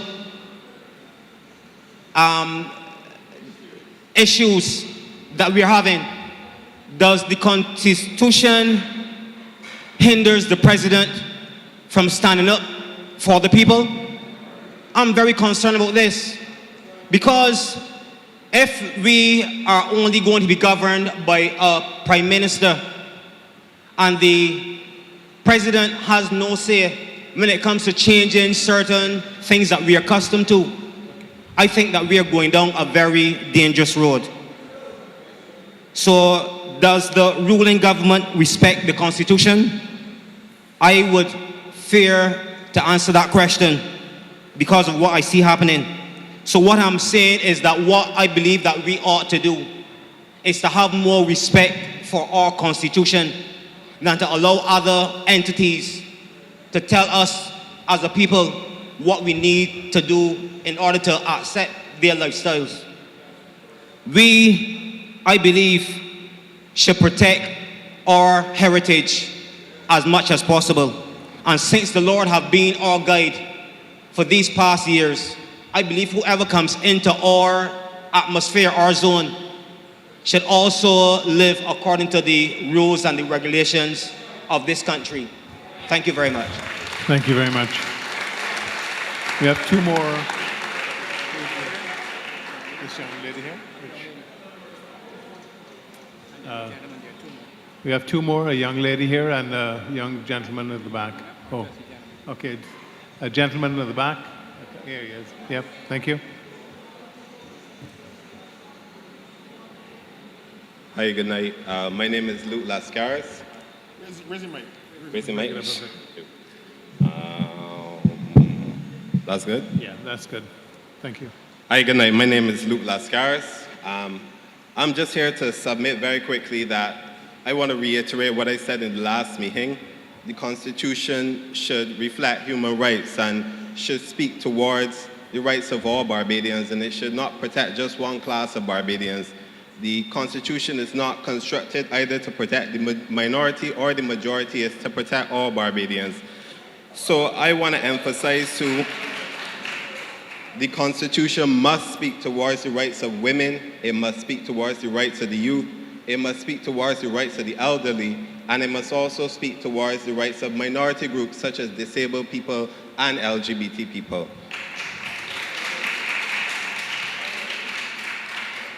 As we know, the original Constitution, when it was constructed, was only formed to protect the rights of certain Barbadians. That would have been white, heterosexual, able-bodied, rich, cis men. And so this new Constitution that we need to construct as the Republic of Barbados needs to speak towards the modern Barbados as well as the future of Barbados. So it needs to protect all types of people because there are all types of people within our society. So I've come forward today to speak for all the Barbadians who may not have a voice, who may not be able to make it, who may be afraid to come up to the mic, to make sure that their voices are heard before the Commission.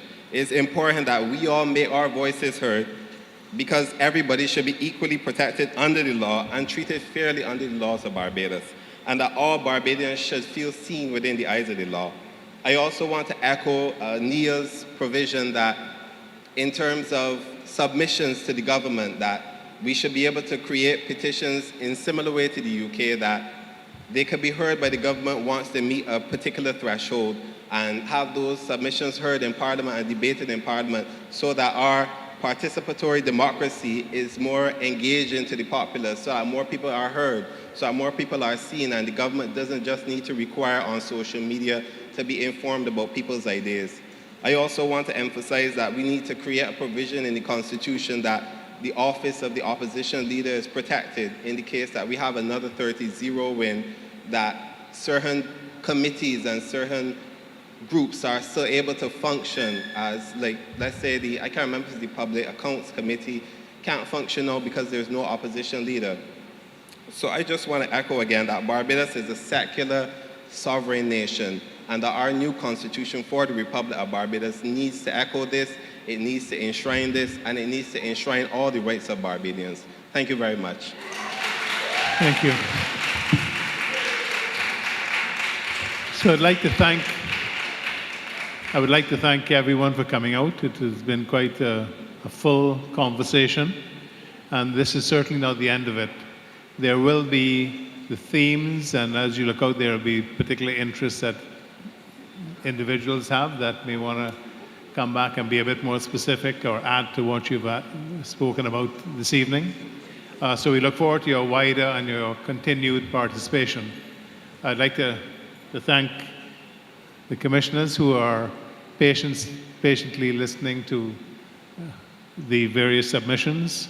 Some of us are not accustomed to sitting down and listening for so long without speaking, so I must thank them.